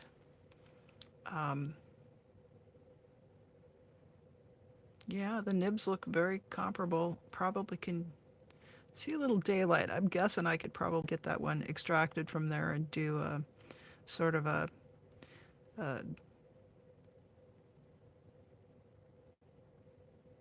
put a bit of ink in there and do a bit of a refill on it, but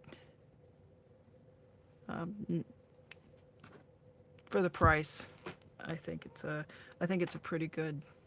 um, pretty good alternative. Yeah.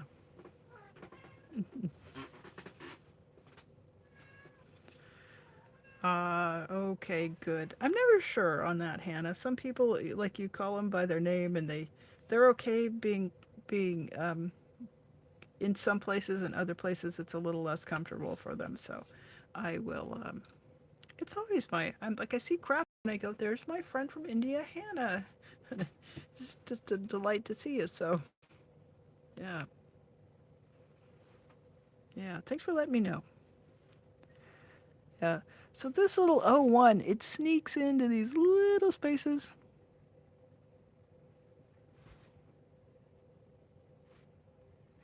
And I can drop in just a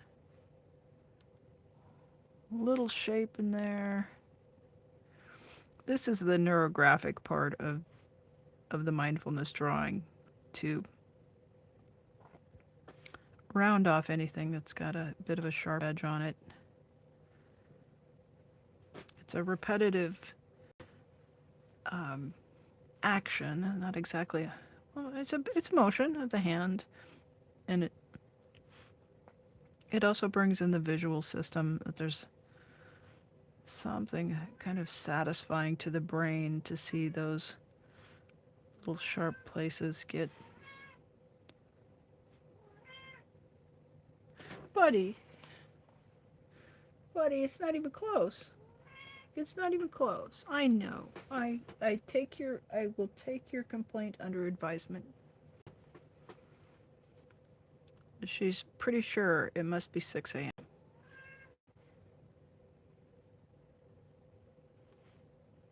And we won't tell her she doesn't get fed until 7.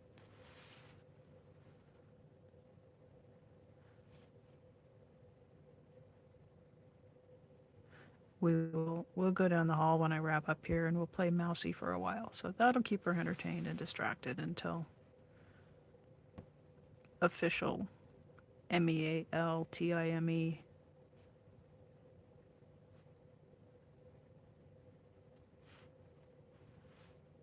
Yeah. Hell, how are you? It's really nice to see you in here.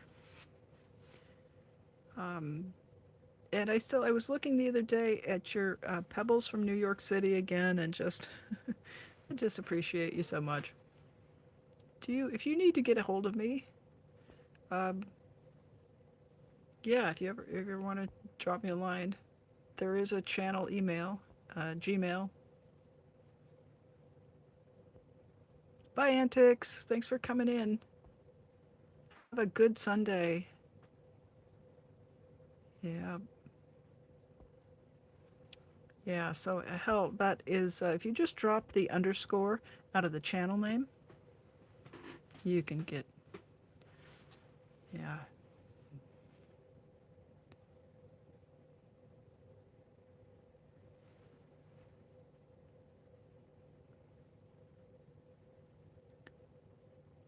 You can get that to go right through. I uh, I find that when I list it out in a really straightforward way, we get tons of things I just don't want in the email. So yeah,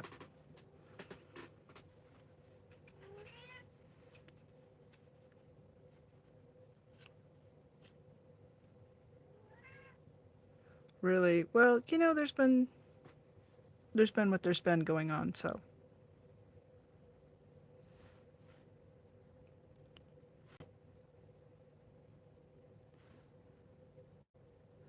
we all always get spam, but I had some extra special things be sent my way, which frankly I did not enjoy. Yeah. So I just try to be a little more circumspect about it, but it's not a secret. It's just not something I want if the data brokers are going to get it right, but I just want them to work a little bit harder than just sending a crawler bot to.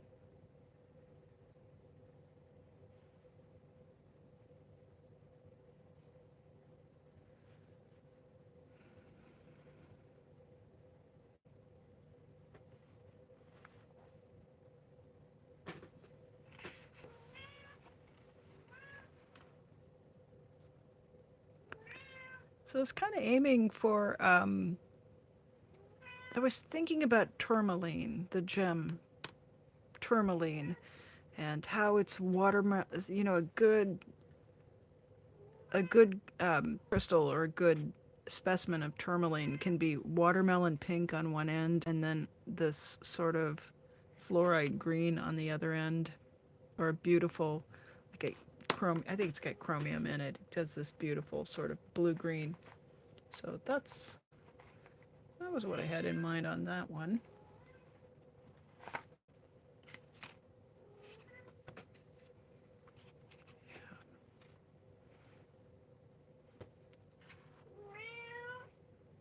Buddy, buddy, do you want pet?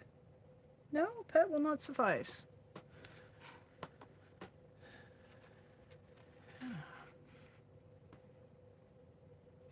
I think we've earned a Cascade Green. What do you guys think? Why not? Let's just knock one out. Oh, wait a minute. I don't think I said exactly what I thought I meant to say. Sorry about that. How about we just, yeah, discombobulated myself.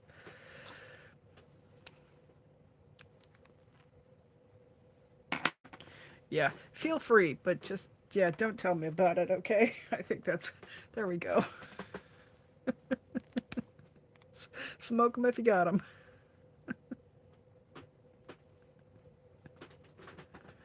Ah, oh, okay.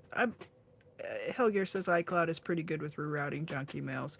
I have use an Android type phone, and it's kind of a misery. In fact, when I've blocked people, if you should occasionally need to block someone, uh, it just drops everything into the spam folder. I would prefer, like, once I tell it to block somebody, I would just like that stuff to just go into the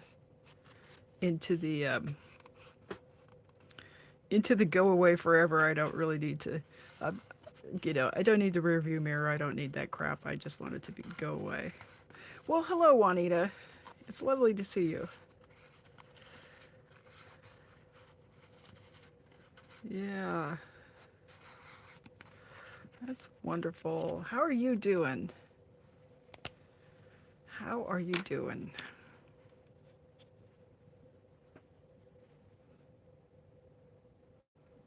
I love seeing the world open back up. It got closed down for me for a while, and I had something that I had wanted to do during the duration of a particular event, and I did that. That's how I operate in the world. I say I'm going to do something, and I do the thing. And once it was wrapped, I was done doing the thing, just full stop.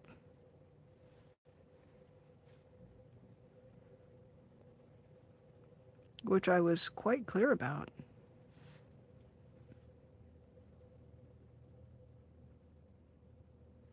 So I was, and kind of wondered how things would change once that transition um, came to pass, and I'm heartened.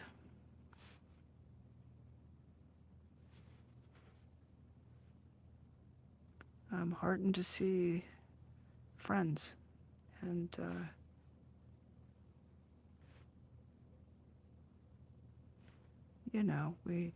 we are where we are doing what we do, and we do it in ways that people can see, and Um,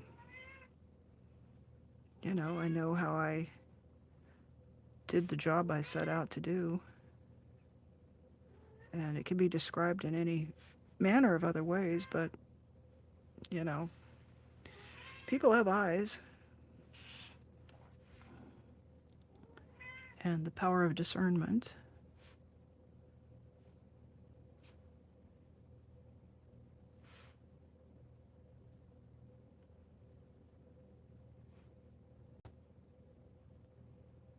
And, people that are out there, I mean, I think people deserve to be supported when they're going through hard times, and you don't really need to read much more into it beyond that. And when I say I'll be supportive, I do my very best to stick with that. When I was a lawyer, I had any number of clients who were people that you undertake to represent their interests. And you really don't get to say whether or not, it doesn't have anything to do with whether you like them, don't like them, whatever. Everybody deserves zealous representation. And lawyers get trained to represent people. I was telling a story a week ago about one of my last clients I had before I shut the door on that chapter, and he was drunk and he was driving and he got pulled over, and during the traffic stop he went from standing beside his truck to falling into the bed of his truck, which I can't tell you how many times I watched the video, but the guy just sort of cartwheeled himself right over, and his center of mass was below the bed of, I still don't know how he did it, but he had his hand on the edge of the bed of the truck, and all of a sudden his just feet go flying up in the air, and he's in the bed of his own truck. And I tried to do a drunk driving defense with that video evidence, and I didn't like that guy's behavior at all of choosing to drive while he was, I don't know, holy cats.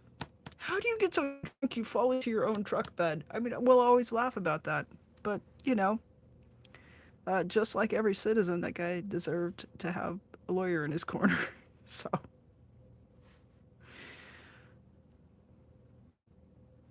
yeah.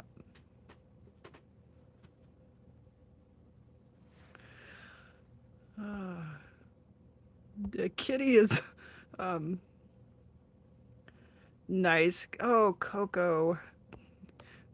I'm reading 7 messages all at the same time. Sorry for my gibberish here. But yeah, Juanita's preparing a nice hot chocolate. That sounds good. I'm going to do that when I get done. Doesn't that sound nice? And Kitty she is always hungry.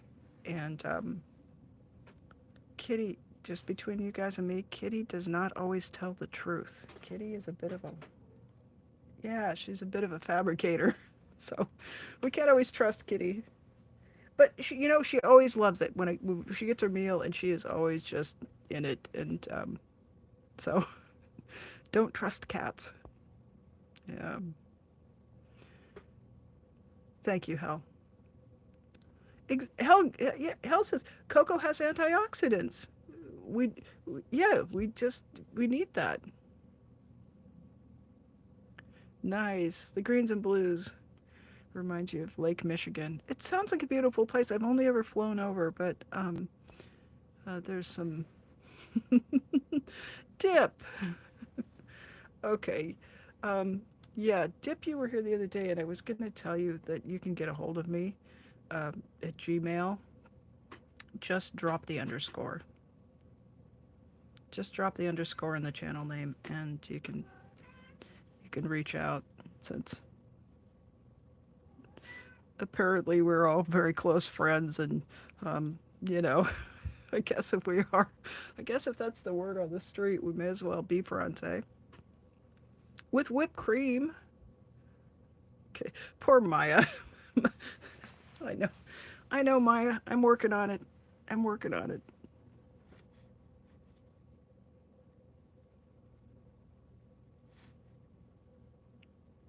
Yeah, I don't, I won't be sending any kind of screenshots because I never do that. Uh, that's just not my style at all.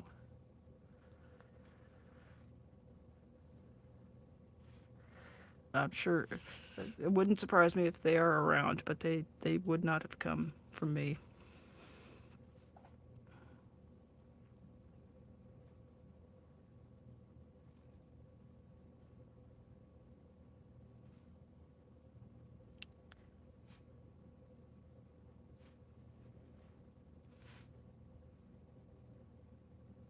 Anyway, but you know,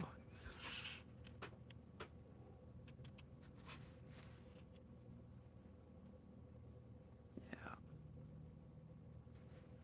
18 years. Oh, Juanita had a cat. Her last cat she had for 18 years. Yeah. Hell, that's yeah, exactly right. And I'm just too autistic to have a conversation with six people at the same time.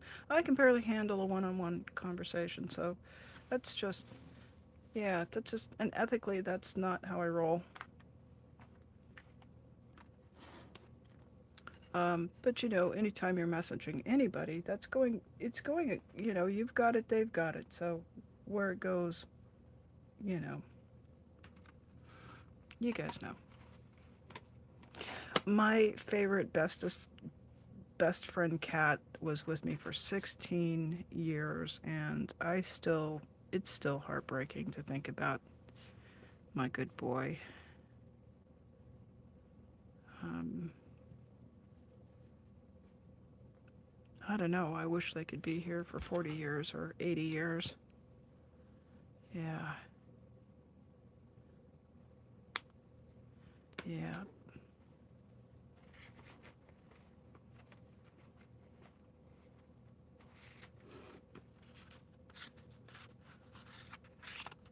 Ooh, let's check in on this one.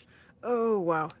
The moon glow. Now that it's dried down, is it just me? Do you guys see the difference? Like how that there's that sort of that greenish color is coming up just like in here a little bit. It's so wild. Such a beautiful color. I haven't quite figured out what all I can paint, but I just took a painting off the watercolor block, so I've got a nice fresh piece of paper there, and I am tempted to do one where all the stones are in purples, blues, and amethysts, but and maybe some verdigris. Wow, that's a kind of a beautiful combo there. So the last several I've done have been in pretty much earth tones, I would say. I mean, I like it. I like all the colors, but right? Aren't those? Yeah, isn't Moonglow just what the wow? Um, I didn't. I just ordered paints, and I've got paints coming in turquoise. Actually, paint made from Sleeping Beauty turquoise, and then another big tube of. I'm so excited about it. I want to tell you like everything that I ordered, but I'm also like I know like the surprise is kind of fun, and when it comes, and then I can unbox it and we can get into it. Like that is gonna be fun. But can I do both? Can I just tell you, and then we'll pretend it's a surprise when the paint comes? How about that? Yeah, let's do that. I'm such a child. Um, I ordered paint made from lapis lazuli, which is that dark blue stone, like the color of. It's a little bit. I was gonna say like denim, but it's denim is a little bit more subdued. It's like mummies. They used lapis on mummies on King Tut's mask. Actually, I think that might be glass meant to look like lapis, but that dark blue, like in Egyptian art. And the paint is actually a little bit. It's a lighter version of that, but it was so beautiful, and they had it in stock finally. So I ordered a tube of that, and then I ordered a tube of paint made with Sleeping Beauty turquoise from Arizona. And what else did I get? Is Maya still here? Maya knew the list. Because Maya's part of the shenanigans of getting me started on the starting a big order of paint. So she usually knows. She's usually kind of on the back end there, um, facilitating. There we go. Oh, I love amethyst. Isn't it beautiful? So they make paint out of amethyst, and I was quite excited about it. And the color is like it's spot on for the purple you want for amethyst, but it's very glittery. I know Dip, I know Dip will be a fan. But it's not glitter. It's actually the. Is it in here? Yeah, it's in here. So this is the paint. It's made out of genuine amethyst, and it's got some of the granulations. You see that dark gray that kind of settles into the holes of the paper, but the sparkle in it, I will try to get a sparkle out of it. It is so sparkly, and I knew it would be purple, but I did not expect it. It has this very fine iridescent glitter that's like a soap bubble. You know, the kind of rainbow that comes on a soap bubble? And it's just the amethyst that's ground up. It's very fine. You can tell because the color is, it's not splotchy. There's a lot of uniformity in the color. So I know they've molded or ground it down to just a fine powder to make it into the paint. But the nature of the amethyst crystal is like you probably can't grind it down beyond the point where it sparkles. So it's so glittery, like it's not going to work great for the stones that I usually paint, just because the entire surface would shiny, and if I'm trying to actually paint amethyst, the color's spot on. But a crystal of amethyst, only like when you turn the face of the crystal, it's going to reflect light at plane. But amethyst doesn't usually like have the sparkle or the Schiller effect like maybe sunstone would, or some of the stones that have internally, as you turn them, they really catch the light and reflect. But it's really cool. It's a cool color. So I'll just have to mix the other purples until I come up with it, and it'll work for a little touch, like a little vein of sparkle across the stones, but yeah, maybe not for the whole thing, because it'll have too much glittery effect. Yeah, Dip, you might. You might need that. What else is in the line? There were a couple of other ones in the line that are made of genuine minerals. Here's Sugilite, I think is how it's pronounced. Sugilite, genuine. And it's a little bit grayed down, sort of almost a bluish cast to it. And holy moly, does it sparkle. Gorgeous, that one. Kyanite, that definitely looks like a denim blue, and it's got sparkle to it. And Fuchsite is this minty green with a white sparkle to it. And there's no mica in it, no glitter, it's just the stone. So it's going to be environmentally friendly. And the Fuchsite comes in a reddish tone and then that minty green as well. And they get such interesting names because that was Fuchs, Fuchs, is the last name of the geologist who discovered that mineral. So that's why they get such kind of silly names sometimes. But yeah, probably a good half dozen of naturally glittery colors. And I would totally use these as accents, like on the front of a birthday card or something like that. But there's a sort of a subtlety to them that I find visually very appealing. They're not super bright. They're made of minerals, so no artificial dyes or anything like that in them. So a lot of fun. Having a lot of fun buying a lot of paint lately. So, all right. We got any paint questions out there? I think we're kicking up on. We ran a little bit over 2 hours, which is okay. I don't like to hold people hostage for longer than than about that. I know we're having fun with the paint and stuff, but I just like to be mindful of taking time. And sometimes when we're here for longer than that, like it's just better for our bodies to get up and move around and um, to, yeah, just kind of get fired up about art. And then I love it if you go off and you think about things you might want to do, or you work a little bit in your studios, or make a little space for some little studio zone, whatever you've got going. So these are all watercolors. I work. Um, I do have acrylics. I don't think I haven't worked with the acrylics for years. Um, they've gotten a lot better, but I kind of like the subtlety and the reflectance that you get. There's a watercolor is transparent media. Acrylic is opaque. So I work.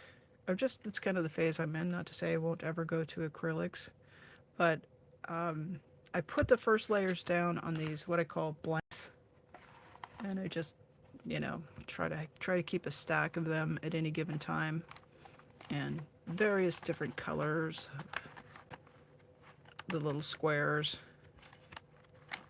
And I use mostly watercolor paint is what I've kind of been in the last couple of months, but I also use Neocolor 2, which is a crayon shaped bit of media that you add water to and it turns into watercolor paint.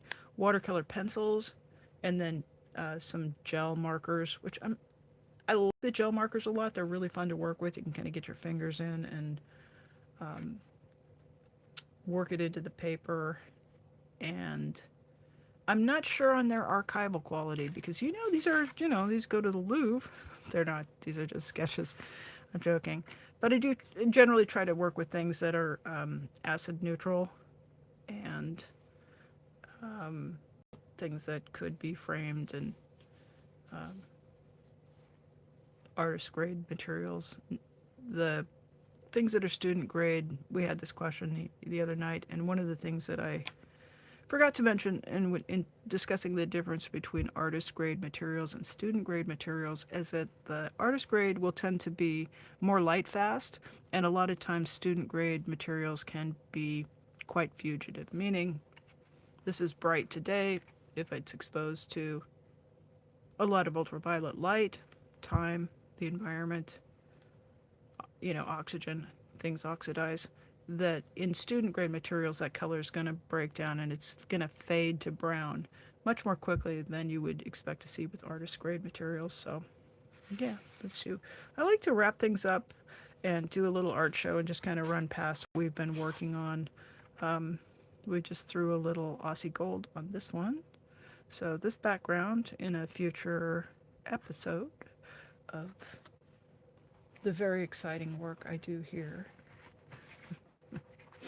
Uh, we'll sketch some pebbles on top of that. Yeah, here. Oh, so Maya suggested adding Cascade Green. I think when we started with this one, it was yellow and gray, and I was giving it quite the critique of, yeah, not so much fun.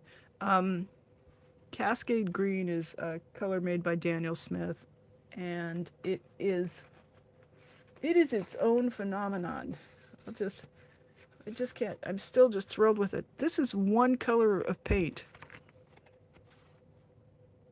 And it goes kind of it's got this dusky material that precipitates out in the granulation, and then it's kind of darker, like lichens or moss. It's called Cascade Green. This is made by Daniel Smith. It's a company up in Seattle. And of course, here in the Pacific Northwest, we're really surrounded by trees, moss, rivers, mountains, lakes, the ocean, the sky. So, uh, I can't.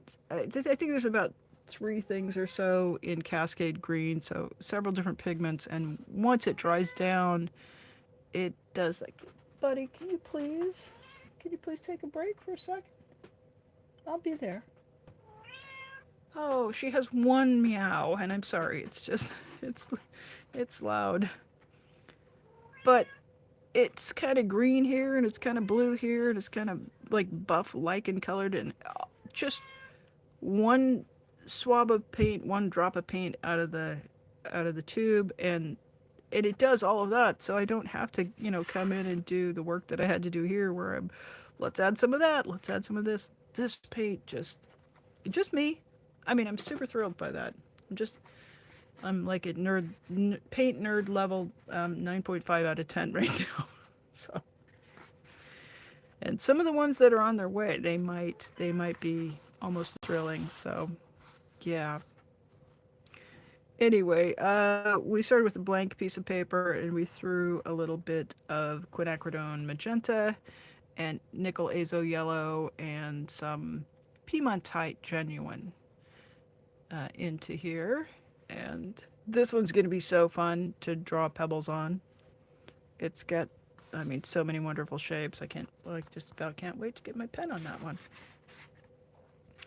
So we threw that Cascade green over top of this yellow, and I know that we were experimenting with Indian yellow, which was a new one. So I know this nice warm yellow is Indian yellow, and I think we might have had lemon yellow primary for the greenish one there. And Maya suggested let's throw a little Cascade green on it. I also put some cyan and a little bit of magnesium green, and then we spattered it with Aussie red gold. So now I like it.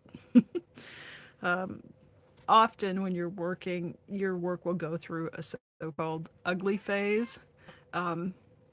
This thing was sitting here for a month just giving me the stink eye, so I should have worked through it a little sooner because it's pretty fun now. I like it okay. We did some pebble drawings, and yeah, I think we did this nice green one. I do like that if Jessica Lynn is still here. Yeah, I do. I like the green. Kind of like your table there. And then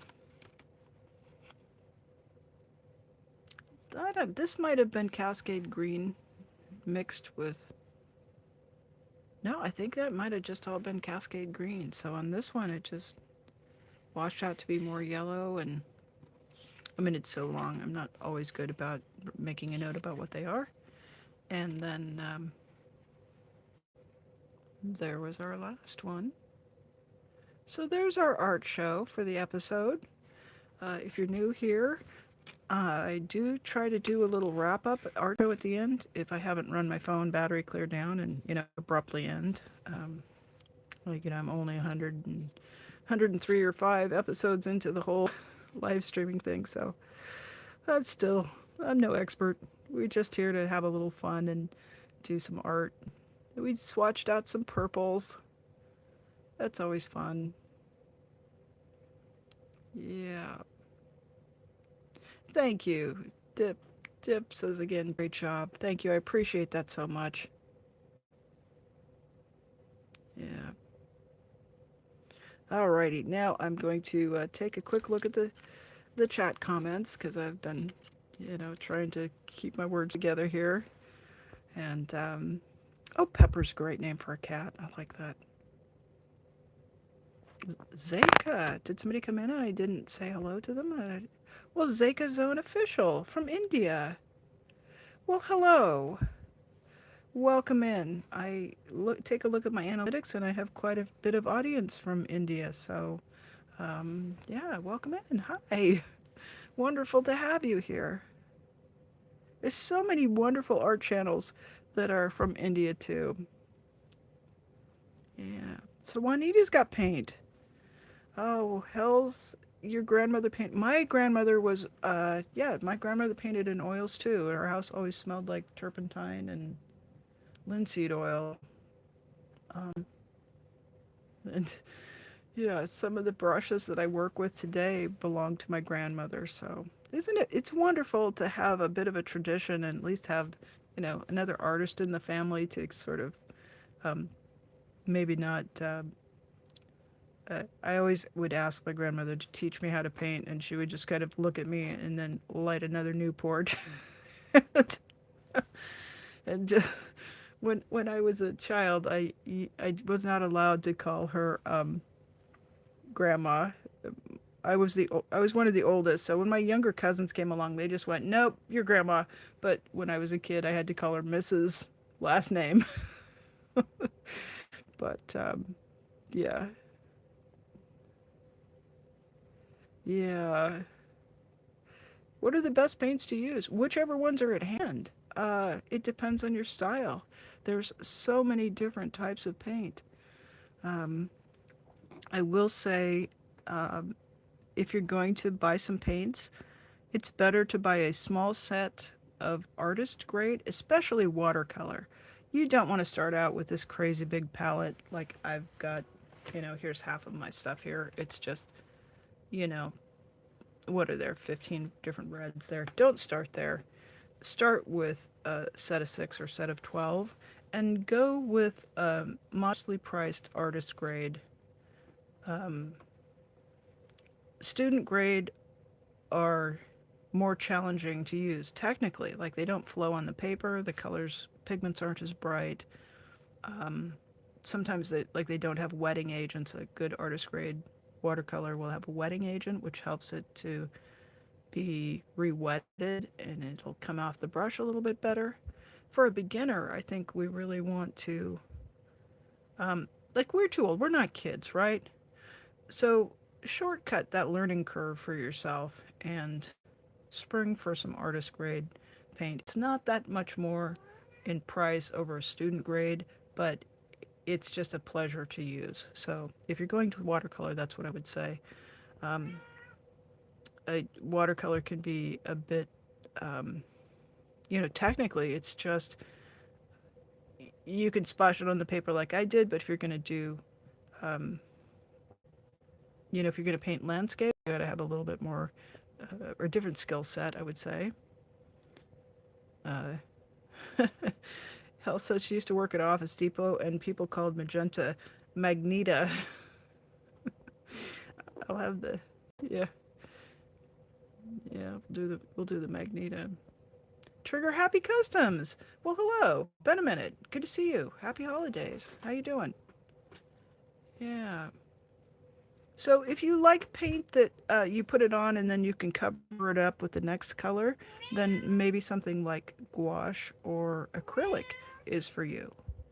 Um, I will say, markers. I love colored pencil. If you're not sure if you might want to do pencil or watercolor, there are watercolor pencils that you can use dry, just like a colored pencil, and then you can bring a brush, or you can dip the pencil in water, or you can put the pencil into wet paper and get some interesting effects. Just, if it's not working for you, trade out, do something else because there's tons of media. And I think everybody who is human, who's got a basic functional level, it's our nature to be creative. But we have not necessarily found the media. Like you might be trying to paint and it turns out your sculpture, maybe your skill is in 3 dimension and you just don't know because you haven't tried it. So if you're feeling a little like, yeah, I'm just not an artist, I can't create, get a coloring book, start there and explore and let yourself follow your own imagination because there's so many different media and you will find something and you are creative. You really are. You just maybe you haven't found your favorite media yet. So, yeah. Painting rocks underwater in oil. Uh, well, I do ask for technical questions, but I don't know. You might have to. What kind of rocks are you trying to paint underwater, and why would you want to do that? Yeah, I think you want to dry those rocks off, no matter what you're using. Although you could paint acrylic onto wet rock, but not while the rock was underwater. Yeah. All right, folks. Thank you so much for the likes. Thank you so much for the participation. I really appreciate how kind you are to each other in chat, and I'll urge you to be careful, be kind to yourself, take care of yourself. When you're doing that and you're being good to yourself, I think it makes it a little bit easier to be kind and decent to the people that you are sharing the world with, the people you're working with, and the people you interact with. And when you set the example of being good to yourself, you can set that boundary and make that expectation um, of the people that you are working with in the world. It's okay to have some standards. It's okay to um, to just be good and kind. So I look forward to seeing y'all on the next one. And thank you all so much for being in here. Everybody say thanks to Maya for her help moderating. Just appreciate you so much. And thanks to Replay Crew. Leave those comments and make some time to make some art. We'll see you next time. Bye bye.